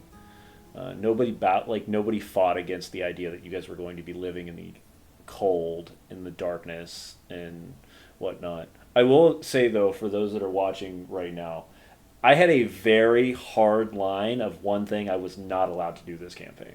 Yep. No Yep. water. No water. No water. So instead, I froze the whole place. I was like, Just how got about? out I was of like, how about desert? And they're like, yeah, we can do Oh. desert. So we are frozen desert right now. Yeah. So, no pirates, no boats, no No, water. no pirates, no boats, no water. Yep, we that was we want my. a wagon, and we want to travel over the land. Yep, they wanted a wagon. They got a dog sled, and they wanted to travel over land, which they have been doing consistently. So, and this was before, of course, Alex had joined us, and we knew what was going to happen for the story. So, as our final cast, I'm member. okay with that because that is one of my phobias is Water. a lot not water, it's drowning. So Oh, this is an improvement. This is a yeah, vast improvement for me. yeah. You know, If freezing I'm to death. if I'm playing a And, sea creature, I'm gonna have water breathing in some way, shape, oh or a yeah. sea camp. I'm gonna have water breathing. I mean, they might not have known that they were going to be going into a sea campaign, but I would have been hunting it down very quickly, you know. Yeah. But all right, so we've got two or three. So, Alex, what is your most memorable death and weirdest character? I haven't died a whole lot in 5e because the 5e death system in a lot of ways is pretty forgiving. It is, unless you have a GM It's like myself. Yeah, I'm waiting because now I said it. I'm gonna be the one to die. Poor Arena is gonna be snuffed out. Uh, I also have some backup character concepts. Well, I have one that I for sure am thinking about. But now that everybody wants a bad Tennessee twang, maybe I'll come back as a gunslinging cowgirl who's now for some reason in Icewind Dale. Hey, Who knows? there is a Uh, prison here, so I mean, we can definitely do that. oh yeah. Um, but I've my Blades in the Dark character died. That was a home game, and that she went out in the last episode, and she went out swinging on her big bad antagonist. So it was very fitting. It was the only way her story was going to end. Um, the little the ghost girl basically stopped haunting her own city, which was great. Oh, nice. She got the closure she needed. It was beautiful. There was no way that story was going to end in any way other than Then death. four chimes passing. Yeah. But it was beautiful. Weirdest build? I'm trying to think in D&D if I have like a weird build. Because they all end up making some sort of sense, if only to me. I think my weirdest character though I played was my original Deadlands character, which was a mad scientist. And if you haven't played Deadlands, I haven't yet. your mad scientists go mad because the rocks are made of demons. And they play with the demon cult. Um, so like within the first episode, not episode, but within the because this was before streaming was really a thing. Because this was back in high school. Little Minerva, who was a Southern debutante mad scientist, That sounds had weird so alone many right there. derangements. Southern Had debutante. so That was that was a lot. so many derangements that like quickly she was running around the Wild West in nothing but her like bloomers, a corset, and a chemise, and just was like batshit crazy within like the first like session or two. It's how the system's set up. I didn't make the rules. I just leaned Wow. into it way too hard. It's a good thing D&D doesn't have a derangement system quite like that, because otherwise I'd play it all the time. Just be a problem child for everybody very quickly. What's stopping you now? I was like, you all definitely do that to me. I do not want to hear it. I get constant questions of can I really do this? I'm like, sure, you can try all you want. Okay, but yeah, This is it was great. yeah. But yeah, okay, cool. Um, You have a question Sure. from Operation Tabletop? yeah, so I'm gonna do a quick Mhm. shout out to that guy because they're doing the whole month of June. So Operation Tabletop is a what is it 301k or 501k nonprofit that is based on um, PTSD awareness and for the military and veterans. So for the entire month, they're just doing an awareness channel where you can go in, you can play games. This week I think is Candela. I think is at the end on Saturday. They're running Candela stuff and a whole bunch of other stuff. But yeah, you go in. Any proceeds are donated or directly to veterans to do cool things like tabletop nights or movie nights or paint nights, things like that. Mini painting, it's a big one too. Oh, mini paintings this weekend. Okay, my bad. But yeah, so this entire month they're just doing an awareness thing. So, but yeah, Yeah. his big thing is how did TTRPGs affect your life or impact your life? Mhm. Affect is a horrible word. I don't like that. Impact. So, who wants to start this one? I'll go. Okay, go for it. TTRPGs have definitely helped me come out of my shell. I hate public speaking. I don't like being on camera. But I think like streaming and, playing with people or, getting to meet new people has really helped me come out of my shell. Because honestly, I'm an introverted person. So I'm not very like, I don't go out and I don't do like, normal people stuff, such as like parties and clubbing and all of that. Like, I would rather just stay home, read a book, or watch like Twitch or something. Yeah, so it is, yeah, it definitely helped me come out of my shell. And I will say, I mean, you've definitely done Mhm. well. I mean, our average viewers here is anywhere between 40 and 60. So I mean, it's the large conference room. So Mhm. and you do it with no issue. So it's perfect. Oh man, yeah, Thanks. Yeah. We'll go with Chris. How about you? How has TTRPG impacted your life Well, as a been as at a it for a long concept time. artist? um, it's strange. I mean, like my first GM, Greg, I met him in high school, and he and his spouse and his kids are in Nottingham, England. And I met them back in Ontario in Canada when I was going to high school. And we're still in touch, and we talk every once in a while. I think the friendships are the things I like the most, and the friends I've made over the years. The group of people that I run in the game, in my GURPS campaign, for example, I've been running that campaign since 1990. Different campaigns. I've been running games for them since we've been playing together since 1995. The same group? Uh, it's the two core players. Others kind of cycled out with That's crazy awesome. because we played a tabletop, right? Yeah. The pandemic had changed everything, and Yeah, it did. and I'd never played remotely until the pandemic, and Same. we had to do it out of necessity, and so I've met and acquired other players since then because the reason people drift away, they move to other states, jobs, responsibilities, Yep. whatever, and so. But the three of us, well, four of us now, because one person who drifted away, she moved to Pittsburgh, and then she found out we were playing online and gave us a call and just said, "Hey," and I said, "Welcome aboard." So she's back, right, playing with us because we're 100% remote, and but I'm grateful that we could go remote because otherwise we'd be separated because we're not living in the same. But as I said, of the friends that I've made over the years that stayed friends.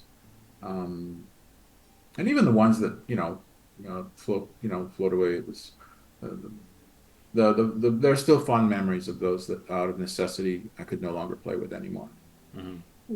But again, to me, it's certainly it's bonding over a hobby that we're all passionate about and we enjoy.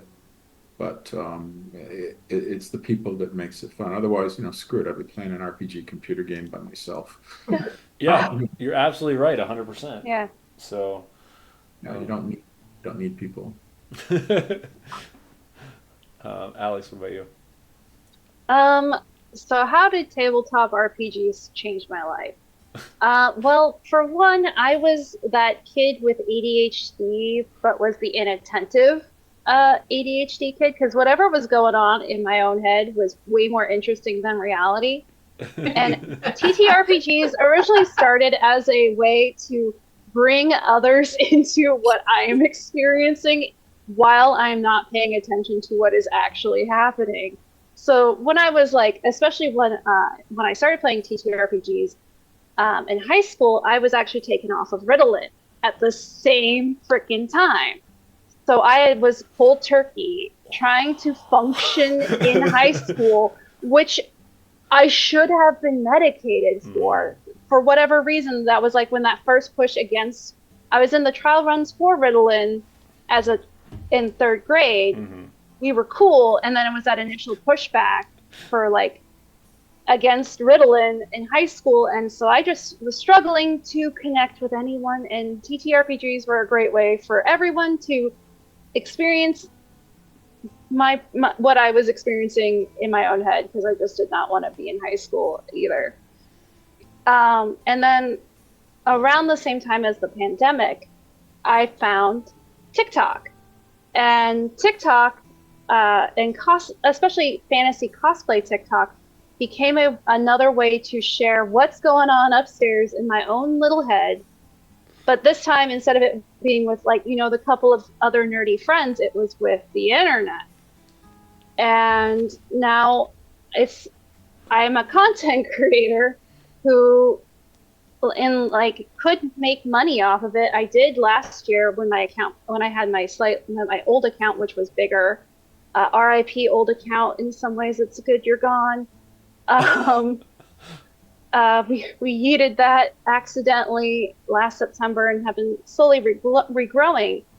But now I have a way to share the fantasy that is always constantly in my head of like, but what about this? And like, what if we made a whole story with this? And let's just make it so people can see it. Now I can share that with everybody, and now I have friends in that community, and that's how I ended up here.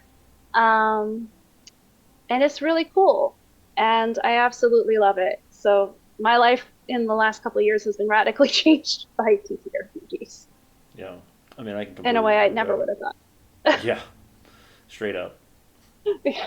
No theater background, no public speaking background.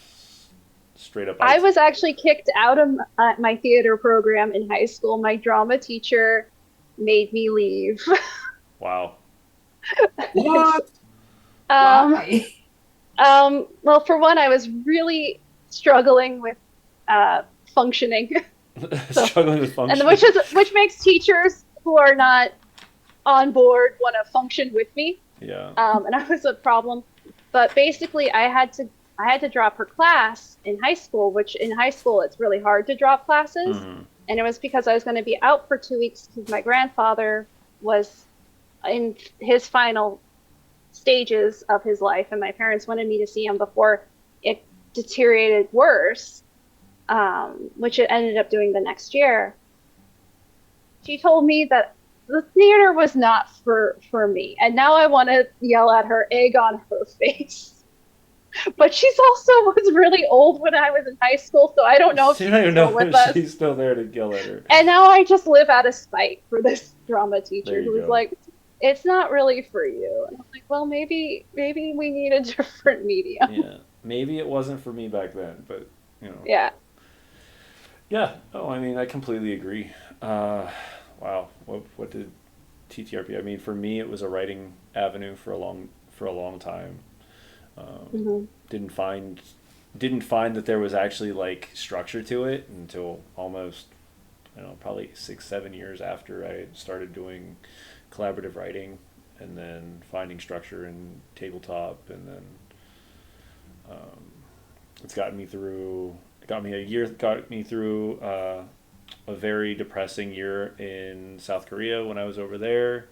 When I found a small group of people that were playing, and it became that was the community, and then that stemmed into board games and all these other extracurriculars, and then it got me through 6 months of deployment where you're getting shot at and hearing bombs go off and all that fun stuff, and you're only looking forward to Friday nights when you get to sit around the table and play with your friends.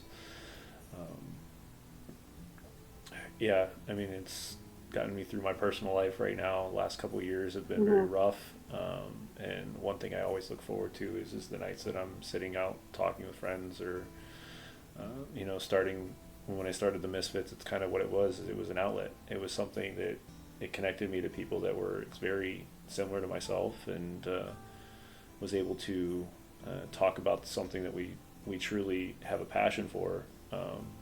And then finding out that there's these things called social media where it's, everybody has the same passion. And you're like, oh, look, I can meet more people that have all these connections. And then all the opportunities I've been given. I mean, I never would have guessed that I'd be playing on a show like this, or the people that I've met through this avenue. It's incredible. So It's so strange to see that transition. I mean, back in the 80s and 90s, it was like a quiet little, it was a hype. yeah, it was just a little tiny little community, not even a community. We were just like nerds in hiding. And now, It really was. I mean, Word. even for me, like late '90s, I had gotten a hold of a book, but I knew nobody that played, so I was like, I have no idea how to play this game. yeah, Because this was before, the internet was around, but not to the level that it is now. So No. you couldn't just go online and go, how do I play this? Maybe you could, but I didn't think about it back then. I was like 7 or 8. So there's that. But it's gratifying to see the variety of different players Hmm. and the different backgrounds and experiences that they've had, mhm, and to see how many of them there are. it really It's is. it's I would go so far as to say it's well, maybe it could, RPGs or tabletop RPGing or this type is much more mainstream than it was in the past. Hmm. Yeah. I think it's interesting to see over the last couple of years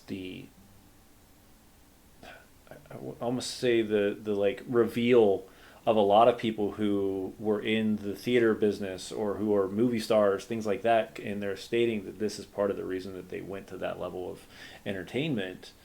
And talking to some of them at other conventions and whatnot, and it's like, wow, to think that something the way they did that back then was what you were saying, Chris, where it's like, they were hiding in a basement or in a garage or, a back room, or you hear a lot of people state like they had to come up with a club at school but couldn't call it Dungeons and Dragons Club, so you had to come up with a different name for it so that you could play. We were a library club, things like that.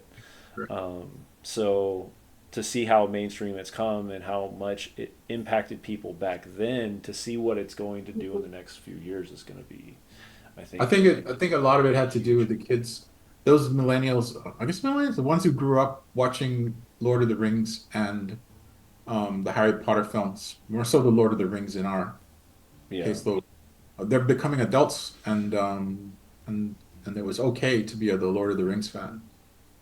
It wasn't a niche. It was actually like a big deal.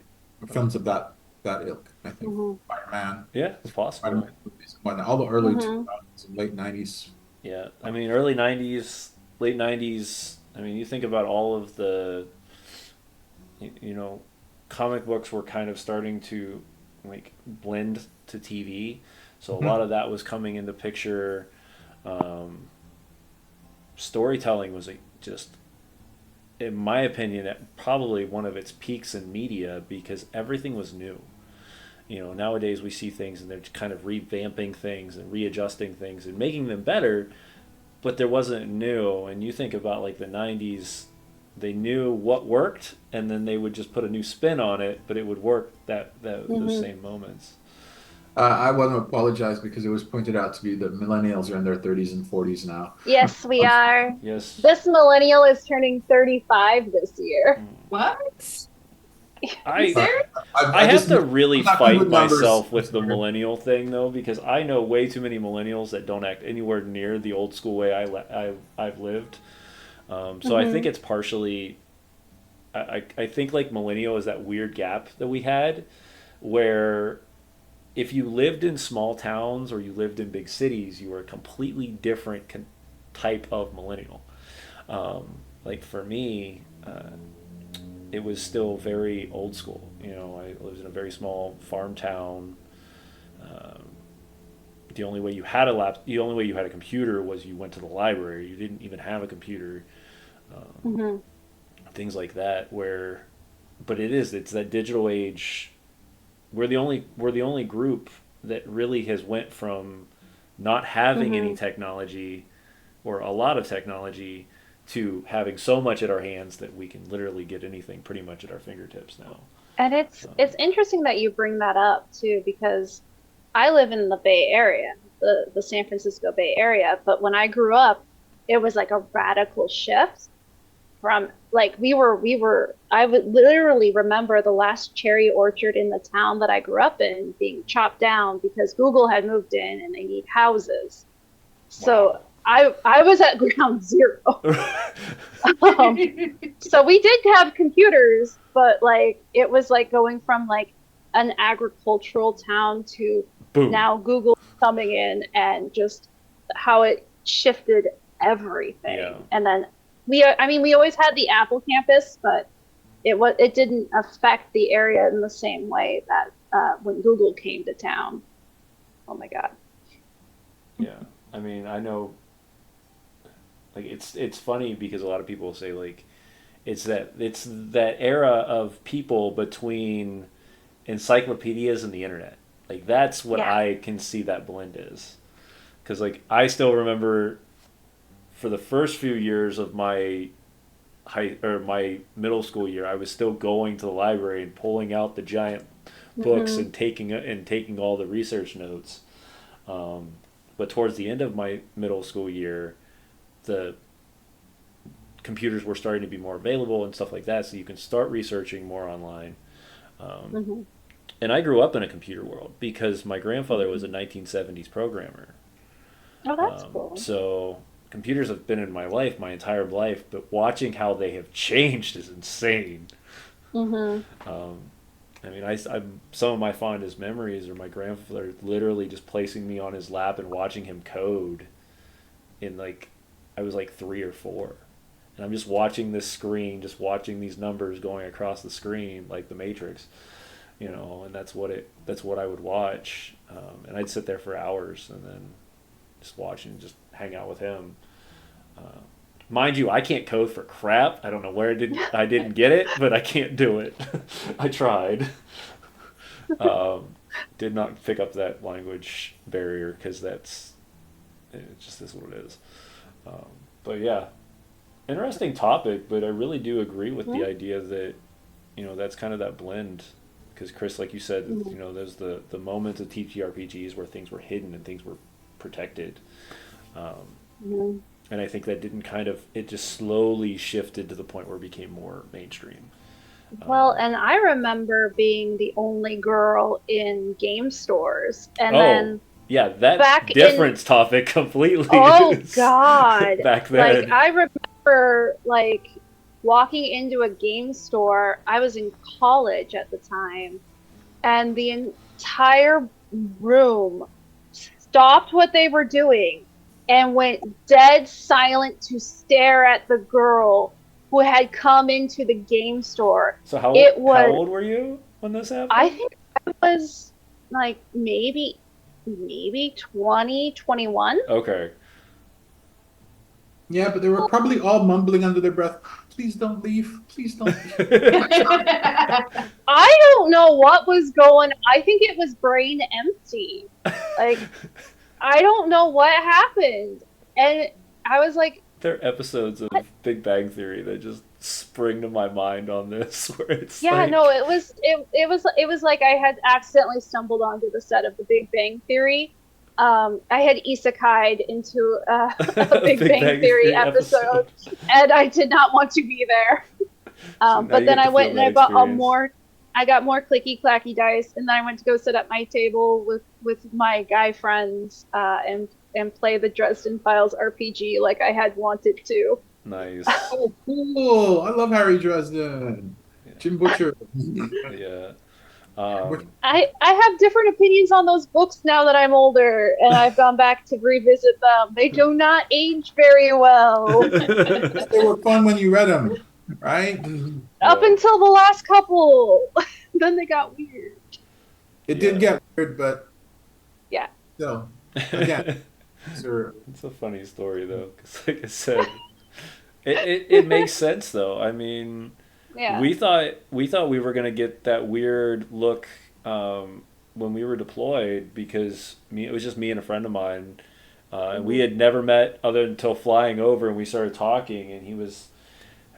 It's that weird moment where you're trying to break the ice to find out if they're nerdy enough to understand about Dungeons and Dragons.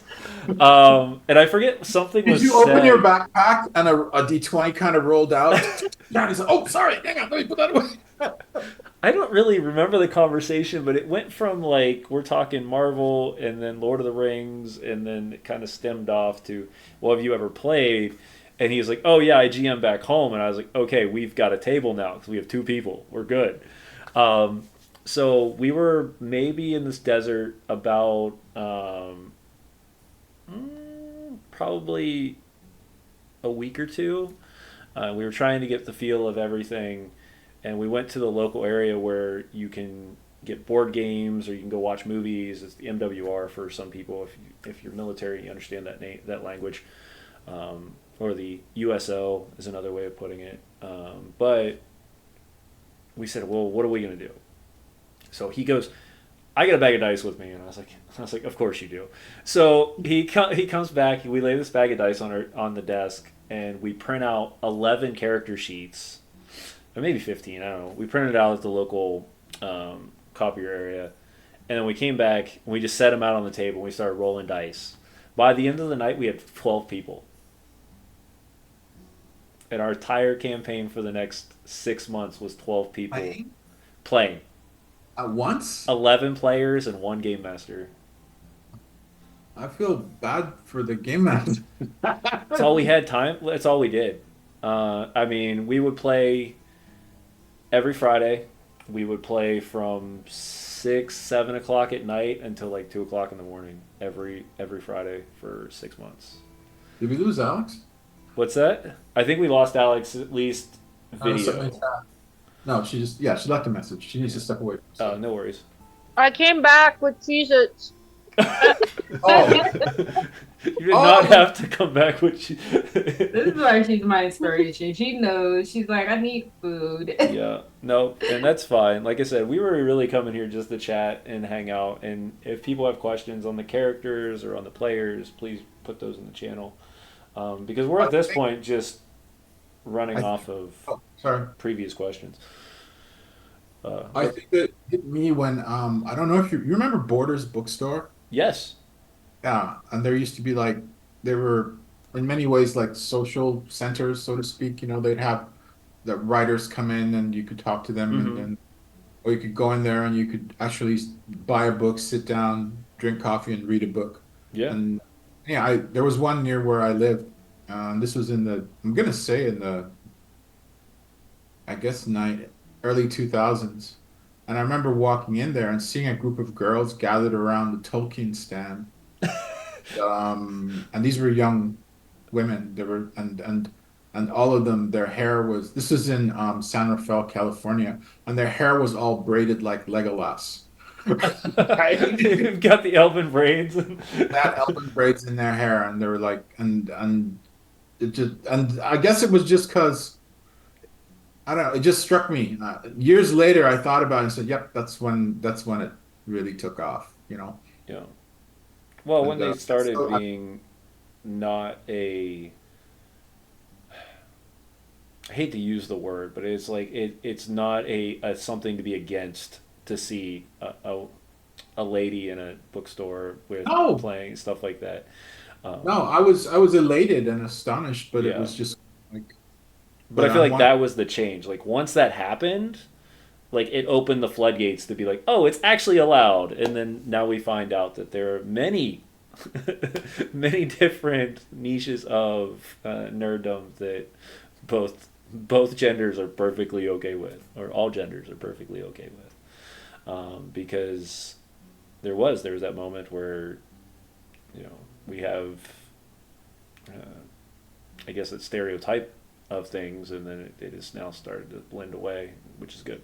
So I have a question. go for it. I have two, but I think my first question would be, bringing it back to character deaths.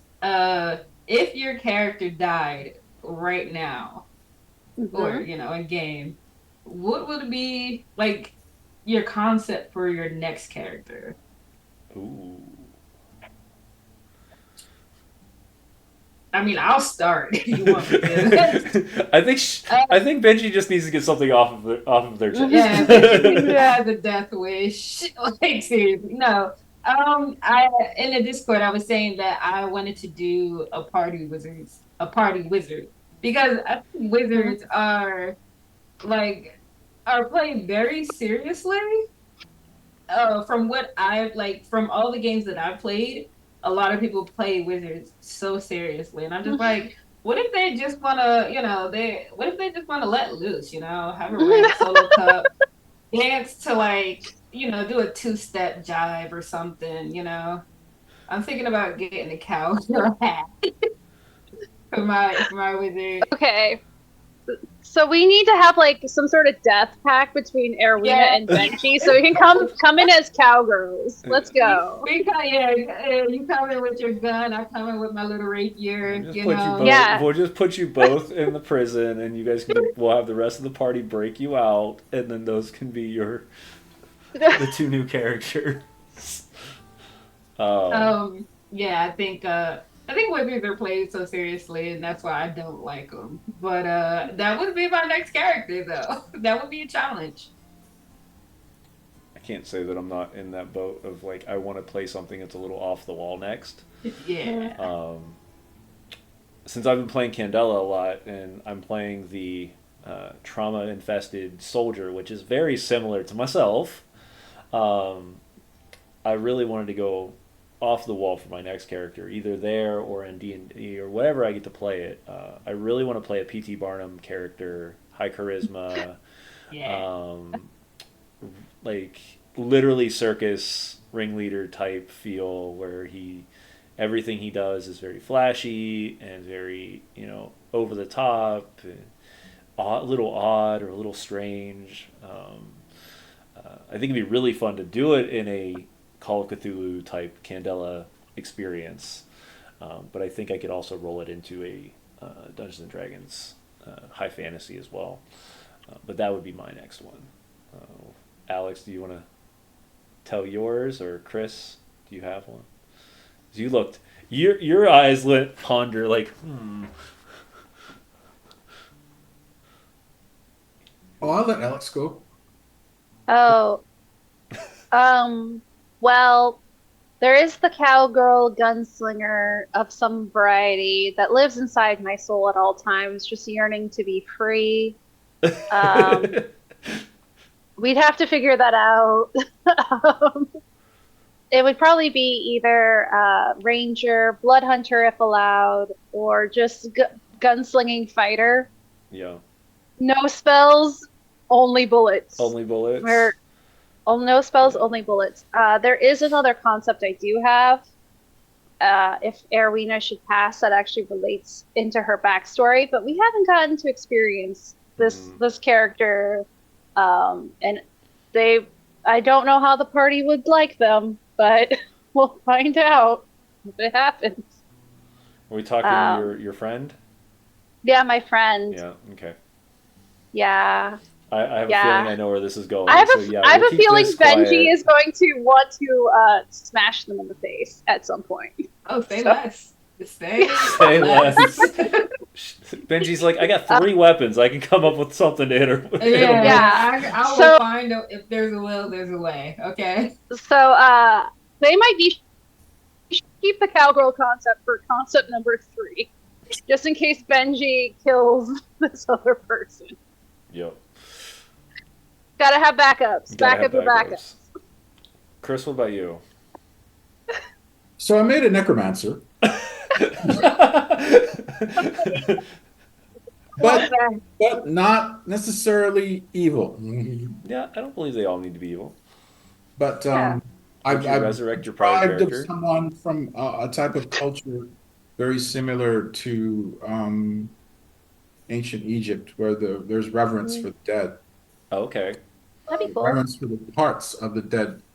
And so I made a necromancer, and the concept behind it was their gig is they take the skeletons of the bodies and they have a book called Undead Hygiene, and they clean them up and like paint lacquer over the skeletons, or they clean up the corpses so that they look like they're alive, and put on makeup. And then when he animates dead, part of the I would have to talk to the DM and say, could I have a bag of holding or a portable hole, and I won't abuse it. I just need a place to store them, so that when I call them up, and also to store all of the paints and tools that I use. And then I could call them up, and you can control up to 3 at a time with a Right. necromancer. They would be my and I would do this with family members. And I would never do it to someone without their permission. Unless they tried to kill me, in which case, screw them. I'm taking your body and I'm turning it into toys. That's implied consent. Yeah, you can have Benji if you want to. I think I love the idea that you're like, yeah, no, I'm just going to take the last thing I killed, or the last thing that tried to kill me, and I'm going to use that, and I'm going to use that. So then Yeah. it's just the necromancer bringing back the baddies from the previous arcs, charging towards. Yeah. But it would be there would be an artistry to it, and also a reverence.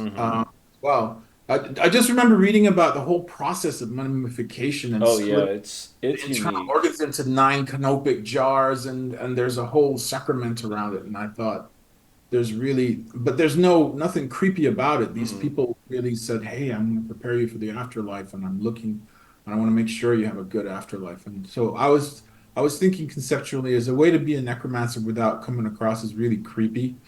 And okay, it's still creepy, but but in a way that I that it would be more acceptable to the other players. Yeah, I almost Yeah. thought, kind of given the, like, to add to that would be almost like giving the Day of the Dead vibe, like from like the Mexican Yes. southern. Yes, yeah, South American idea of culture. those. The painted skulls. Yeah. Painted skulls. So I think it would. I think it would come off a lot less creepy and more like. The first thing I thought of, though, I'm not even gonna lie, and I know it's gonna be completely out of character, is I'm thinking Thriller. Like immediately, like you're bringing. Yes. It, like legitimately, he's like I'm the necromancer. They're all family. They're all And dressed up in makeup, and I'm like, bro's bringing back literally a mariachi, like a band with him, like to. and Chris, I'm on funny. board. The backup character, the serious backup character that's not a cowgirl gunslinger, of which I will try and shoehorn into everything, which is they would be a spirits bard. So I'll play the spooky music Oh, for and you I'll to dance to listen it. to. Yeah. Yeah, I'll dance to Bring it as the a wing dancers. singer. Yeah.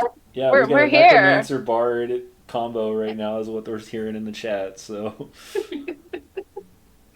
Oh man, so that means we're all gonna be in prison when Castle and Snart just roll up. Yep. Well, the other funny thing would be, right, is to let this happen where he would resurrect Jinjak. So then he could walk around with Jinjak's character as well at the same time as the Jinjak would not give me necromancer. permission. He would not give me. No, not as a life cleric. No, not a freaking chance. You want to do what with my corpse? Only if you die. Yeah. Oh man, that's funny. That's I love good. that. I like that. And my second question is, how do you? Ooh, wait, I had the question. I lost the question. I'm sorry. It was about storytelling. Oh yeah. What do you No, like Jinjak about? would. Oh, go ahead. I'm sorry, I interrupted you, No, Space. it's fine. You're cool. I was answering a question in the chat.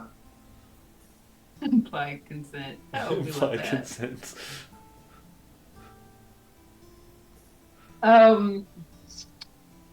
What do you love about collaborative storytelling, and what themes do you think you're trying to show through your characters? Ooh.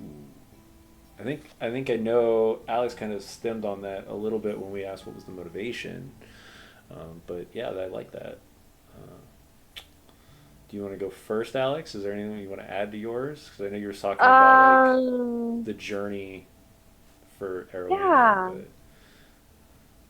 Yeah, I think one of the themes for Arowena is getting to kind of like seize the life you always wanted, but in a way that you didn't think you were going to. That's my fault. Yeah. That's a game master's Yeah. fault right there. It's like this No, it's just how the story evolves. But even for herself, the little girl Arowena dreamed of her life. It's like a similar story but different font, kind of a thing. And she's having to learn to embrace the different font. Yeah. I love that. Well, I like the idea that, especially with you and I, because we've worked together on your character quite tremendous, like intensely on certain portions of it.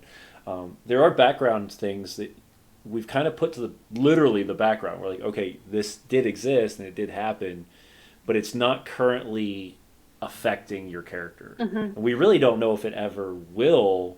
It's just going to be, but it does give us that ammo to be able to do that in the long run. Yeah. So, oh, hold on. I step away for a moment. Keep the story going. Chris. Oh, sorry. And I was gonna say, and to follow up with how enjoying collaborative storytelling, I think it is that like we come in and we all have kind of our own thought and our own game plan, and then immediately whatever that was has to get thrown out the window. Why make plans? We never follow them. Never works out. This is the only group that would probably, the vibes would end up that way of like, why are we planning? We're just gonna riff anyway. Just because of the group of characters we have. But yeah, I think it's like finding the fun in the chaos. Yeah. I don't know. I'm of the mind that if it may not be structured, but I always dig when I feel really jazzed when we're all sort of on the Mhm. same page as far as what needs to be done, Yeah. and then it's just you can be loose about how you do it or what getting sidetracked or whatever, as long as we get on track eventually, and that's fine. But as far as yeah, I mean, it's like the analogy I said, like, hey, if it, if I didn't enjoy this, why am I not playing a computer RPG that like basically sticks you on a rail and you got your options for side quests and whatever? It's the chaos and the unpredictability of playing with humans and the fact that even role playing is just improvisation, continuously improvising, then that makes it fun. And yeah. And what kind of themes do you think Jin Jack brings to the story? Oh, the themes? Yeah. Again, I'm thematically, that not even simple folk are not stupid, right? There's a difference between simple and stupid, right? There's simple means like a very my inspiration, part of the inspiration when I was trying to think of the mindset for Jinjak was I read a lot of books by the late Terry Pratchett and the Discworld series, and one of my favorite characters of his was Granny Weatherwax. And she had a saying that I kind of wrote on the character sheet for Jinjak, which was like, evil is when you think of people as things. Mhm. Mm. And I kind of said, okay, everything that Jinjak is, imagine that he was like a student or an acolyte of Granny Weatherwax, and everything else kind of rotates around that precept. Hmm. And I tried to like, if not, I mean, call it a mantra or call it whatever, just a single line that you can create for the character. And then whenever you're not sure what the character will do in a certain situation, think of that line and then you'll be okay. You'll figure out what they need to do. And it's different for each character. Although again, it's through the lens of me. So, and so it would be different if I gave like space, if I gave you say, hey, here's your character and here's your line, think of the only evil in the world is when you think of people as things, then you'd be different, right? How Right. you do it, with a different lens than me, and then we're different people. But the idea would be the DM would notice and say, like, hey, you guys are kind of on the same direction, Mhm. different paths in the same direction. Right. I'm rhyming, I'm sorry. But that's how I think of with Jin Jack. I think the quote thing is really useful, and I use it a lot with like NPCs as well. It's like if I need to get into somebody's head really fast, if I have a quote that I can pull from real quick, it allows me to jump into that moment real at a lot easier way of doing it. Um, but it's cool. All of our players do have, one of the things as a game master that, and I don't know what all was said. I'm gonna kind of ad lib a little bit, and if I'm on the wrong, you can direct me back on the right path, as I'd hope you would. But for me as a game master, one of the goals, my goal is to how does each of these characters that have given me these backstories, how do I weave it into the setting? Um, Normally when you do this kind of stuff, as if you're homebrewing, it's very simple to pull people's things and implement them into the world immediately, or background things like that. Um, for something that's already been built, like Icewind Dale, where there's a setting and there's different areas that have already been created and have lore built behind them, um, and they have factions and they have the way things work. If for me, it was one of those things where I said, okay, these are the different pieces of the puzzle. Who can I thread to? Who? What can they connect to? Where can they connect? Um, and so far, I have tied everyone. Now, if somebody dies, that's going to be a whole new tie I got to figure out. Um, uh, but Gotta make room for for the party wizard, the bard, and the necromancer. Yeah. well, the fun thing is a lot of that stems into something that's going to be kind of balancing out towards the end of the campaign. So if they do die later on, it's going to make a lot more sense Mhm. with where that's at. for people who have ever played Icewind Dale, the goal is, and I'm gonna give this kind of little bit of a tidbit, but I don't know what just happened. My screen just went. Dylan, come back, please. There we go, fixed. But no, the goal for me is to fully go through the story of the rhyme. So if you've read the books, you're gonna see things that make sense, and they're like, oh no, this connects to what was already written in the book, and why not? But my goal is to do one of two things. One, it's to tell additional stories using both of our players as well as our guests that'll be coming on off and on throughout the year, as well as showing those stories in a twist. Stillwell was not in the book. Certain things that have happened were not in the book, and a lot of the stuff that our characters are developing into are not in the book. So those are the things that we get to do as game masters that a lot of people don't see behind the scenes of building things. But yeah, every character has a connection in Icewind Dale. I've already figured out where they're going to connect as of now. That doesn't mean that connection could change, evolve, twist, however, as we continue to see these characters grow, because we've already seen things that some of our characters have, I wouldn't say vastly changed, but there are certain pieces of characters that have started to change differently than I had expected at first. So, I think with Benji, the themes that she brings to the game is her love for the underdog. She loves a small guy, you know? She just loves the small. No, seriously, I think that protectiveness that she uh has with being a mom with small kids that she's not around, she kind of uses that to protect her party, because if she can't protect them, she has to protect someone, you know. mm-hmm. So I think, you know, she sees the party as the underdogs. People are gonna underestimate them, you know, wherever they go. Especially like where did we just went to a city that with the pickpocketing. Oh, And Oh, East Haven. yeah, it's East Haven.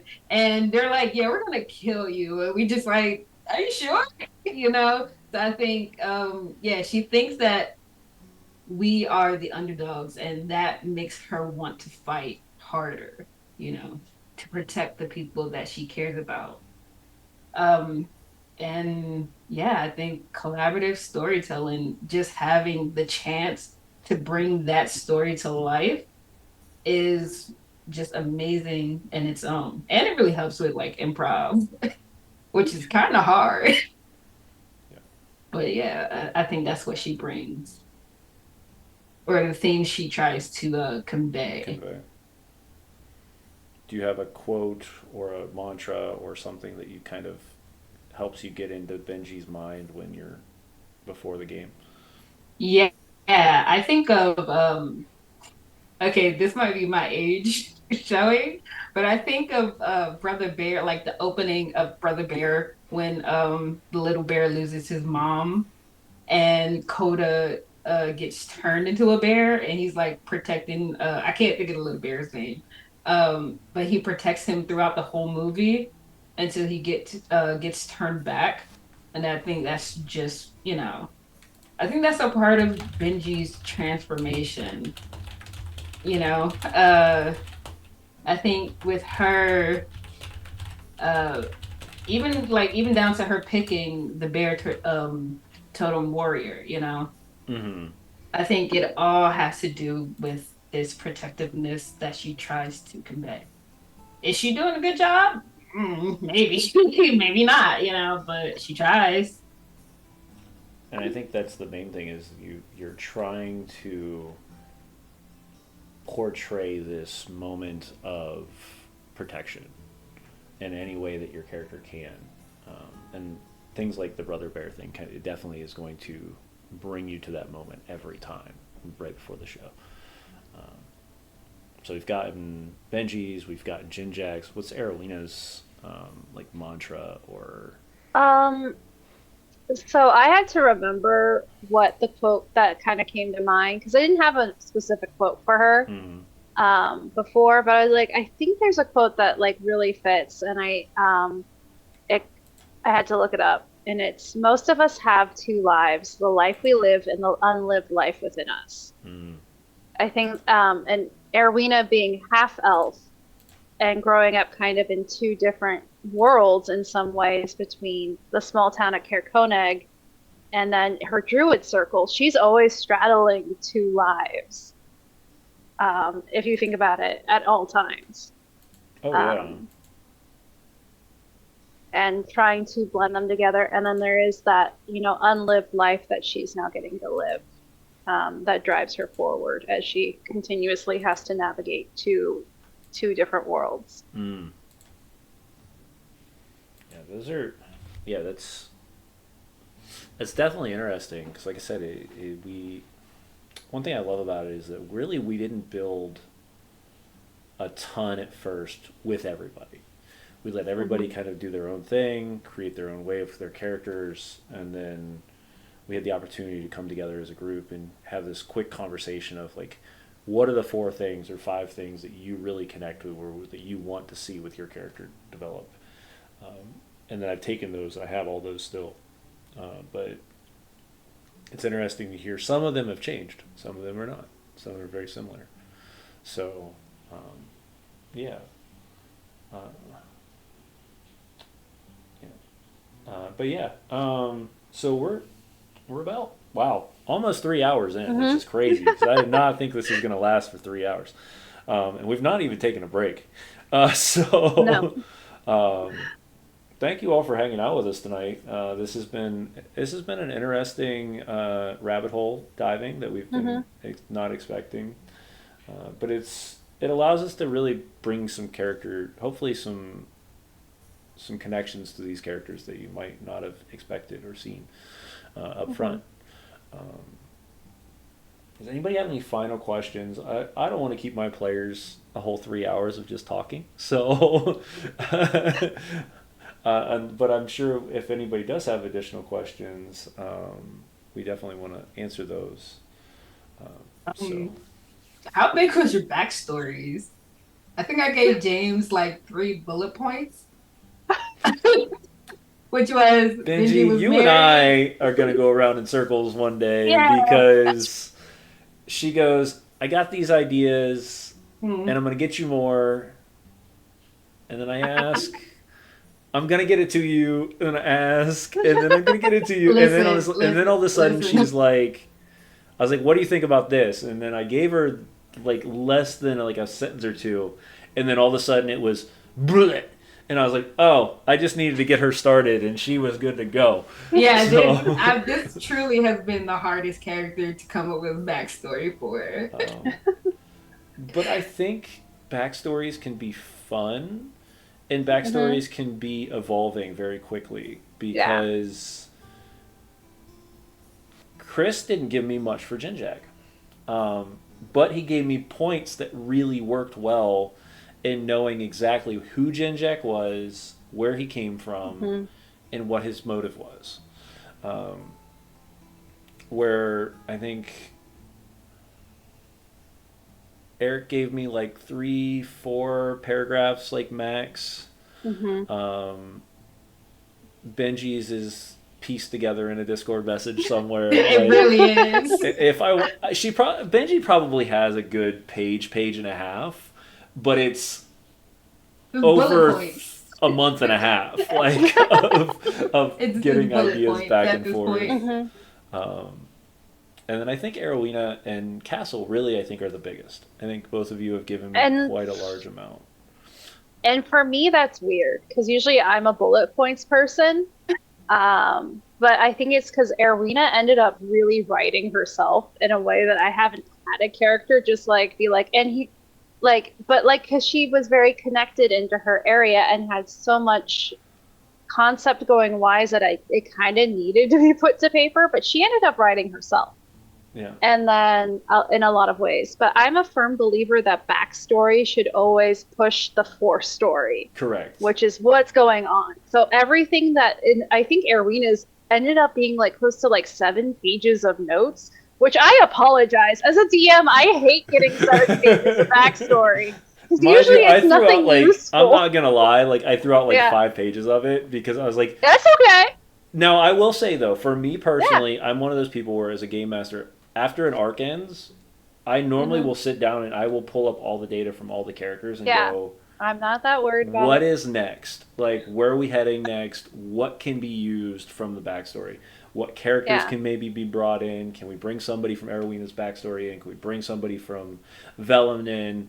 Like, I really want to randomly show up Nanny Sweetgrass one day and just watch Jin Jack's eyes go big. Yeah, like to see those Yeah. moments because those tie the character directly into the story, which is the fun part as a game master.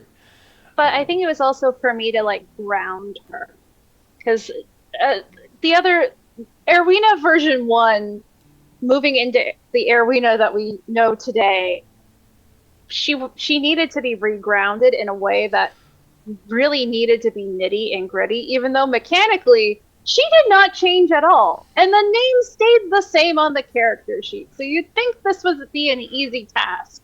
yep. And it just ended up being a little bit more. But luckily she wrote herself. Yeah. But it's all in the purpose of driving force story. Yeah. It's yeah. And one thing I like about backstories and I like about collaborative storytelling is those backstories, though they were given, have continued to change. So like I'll get through a couple episodes and then I'll get a message from one of the players and they'll say, "Hey, can we add this? Can we do this? Have I will this make sense to what we've already written?" Things like that and um, that is the background that we don't always that the players don't see all the time or that the audience doesn't see all the time where some of our characters most of our characters all of our actually all at this point um, have done that they've went back and said, you know, this is what I had in my backstory, but because we're moving in this direction, can we twist or move or tweak this to make it make more sense? And normally my answer is yes. Every once in a while, I'm like, maybe not yet, but yeah. And I think it's been growing consistently, which I think is awesome, and it shows how dedicated and how much you are dedicating to the world and wanting to be a part of the world as the game. So, yeah, new ideas. Yeah, I think I remember I sent James and Austin like my backstory. I was mostly working with Austin, Mhm. and I'm like, hey, so my main idea was, Benji had a family before she came to Icewind Dale, minus whatever events. And I remember the first time Castle started flirting with Benji, I went back and I said, Austin, yeah, so Benji's single now. She's just single. Crossed out the whole hook, like Yeah, not married anymore. She's a MILF. So yeah. I I squashed love that. it. I squashed that. She wasn't single. She- There was she- more to it. she's a single mom now. She's a single mom now. But hmm yeah. Now we haven't decided how that flows yet, but that will come out. Can't wait to see it. Yeah. Well, like I said, we know what. If you watch the trials episode, you know that things happened and why she's the way she is and where she came from. But if you didn't, then that might be something you definitely want to go check out because that'll give you some updates on all the characters. Because that was one of the things that we did in the trial is that we told people's fears, we told people's biggest moments where they felt like they had to make a decision. And then the GM did a little twisty, turny things to everyone because they were not ready for those, which is fine. That's what my job is. So I'm glad everybody's enjoying this. Really am. It's kind of it gives us that opportunity, especially when we have less players, where we can come in and do this. I don't want to do this any more than like every 4 or 5 months. That way, we've got enough content to be building on. But keep an eye out. If you do have questions, there are social medias out there. Reach out to myself on Tabletop Misfits. Reach out to Idly Wild, Tiny T. All of us are over on TikTok, on Instagram, on Facebook, all the fun stuff. And if you really want to get involved, we have had the talk of starting a Discord channel. So if that's something you're interested to continue the Just Quest story, definitely let us know in the chat room in the weeks to come. Does anybody have any final questions as we get ready to wrap up for tonight? We're going to call it about 30 minutes early. So Okay. that since we didn't take our 10-15 minute break, so I feel like we've kind of been going through the be right back screen on the left side, so it allows us to keep moving. We'll start with Chris. Any last words, Chris? No, it's been fun. I'm enjoying the campaign a lot. Thank you, James. Thank you, Alex and Space, as always. Like I said before, it's about the people more than more than what we're doing, or the campaign, or the game, or whatever. Yeah. So I wouldn't come back weekly if I didn't enjoy the people I'm playing with. Mm-hmm. Even though it's an opportunity we have to be on Gen Con's channel, if it wasn't for the players, we would not be here every week. I guarantee that. Well, I'd still play if we weren't on the Gen Con channel. Yep. Oh, that's what I'm saying. Yeah, but same. It's Not the just people wouldn't be involved. I could have a whole new cast, and if I didn't like the cast, and even if I'm playing on the Gen Con channel, it's not going to give the same vibe off, and it's not going to give the same enjoyment.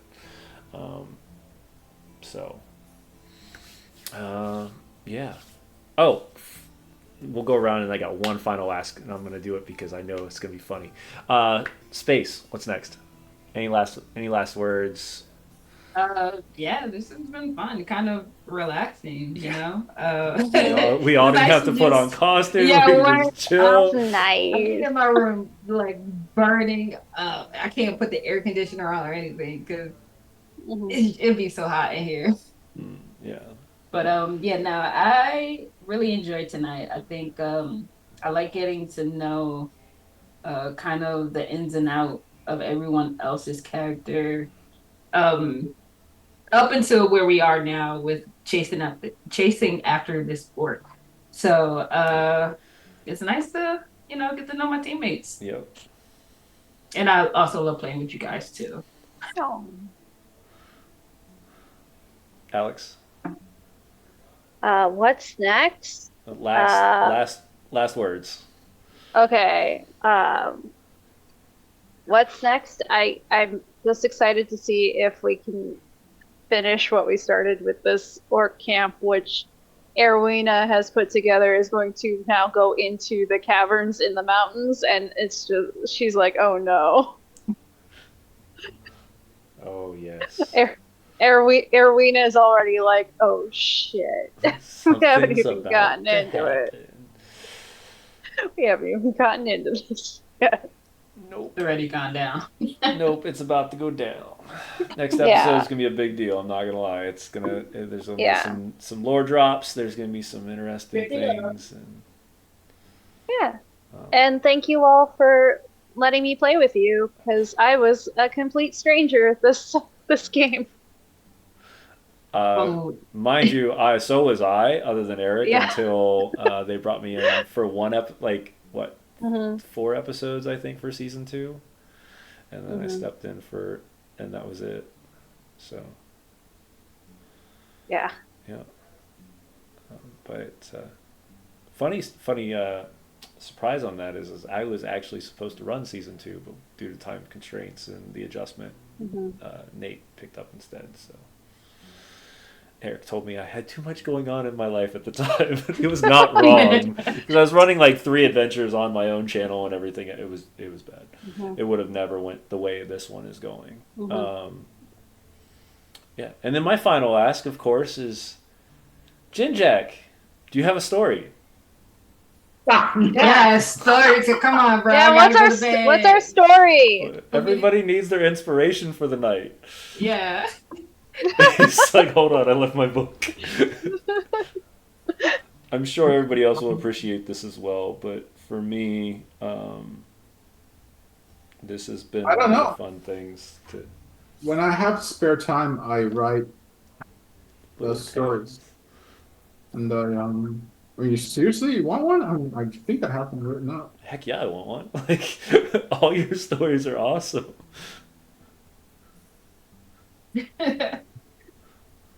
Or if you need to, you can pick your favorite story from what we've been to up to now. Once upon a time, there was a wee gnome named Spicari. She was a happy little farmer in the tiny gnomish caravan on the ghost-haunted Bellin Peninsula. One night, while she was sleeping in her wee yurt, she heard a strange sound outside. Her trusty spaniel, Brutalicus Rex, was already awake and barking as she slipped on a housecoat and went out to check on her marmots. Lo and behold, she saw a strange ghostly glow amidst her sleeping marmots, and from it emerged a headless apparition. She screamed. And then I tell the story for 10 minutes. And I end it, and it's like, Spicari handed the headless wizard his skull, elated at the skill of her marmots in digging it up from her cabbage patch. With a sigh of relief, the wizard popped his head back on and bowed to Spicari, reaching out and handing her a shiny gem. Thank you, Madam Gnome, it spoke as it disappeared. And so never be afraid. Never be too afraid to give a lending hand to a stranger, even they are large, glowing, undead creatures. Blessings of Shantae be upon you. Wait. Ooh, I love it. I love it. As always, our wonderful life cleric stories of inspiration and temporary health points. So for all of those, as we move into the next week, I hope that was just a bit of a reminder as we come back next week for our next episode, and all of our players will be back, and we'll see you guys all very soon on the next episode of Dress to Quest. Good night.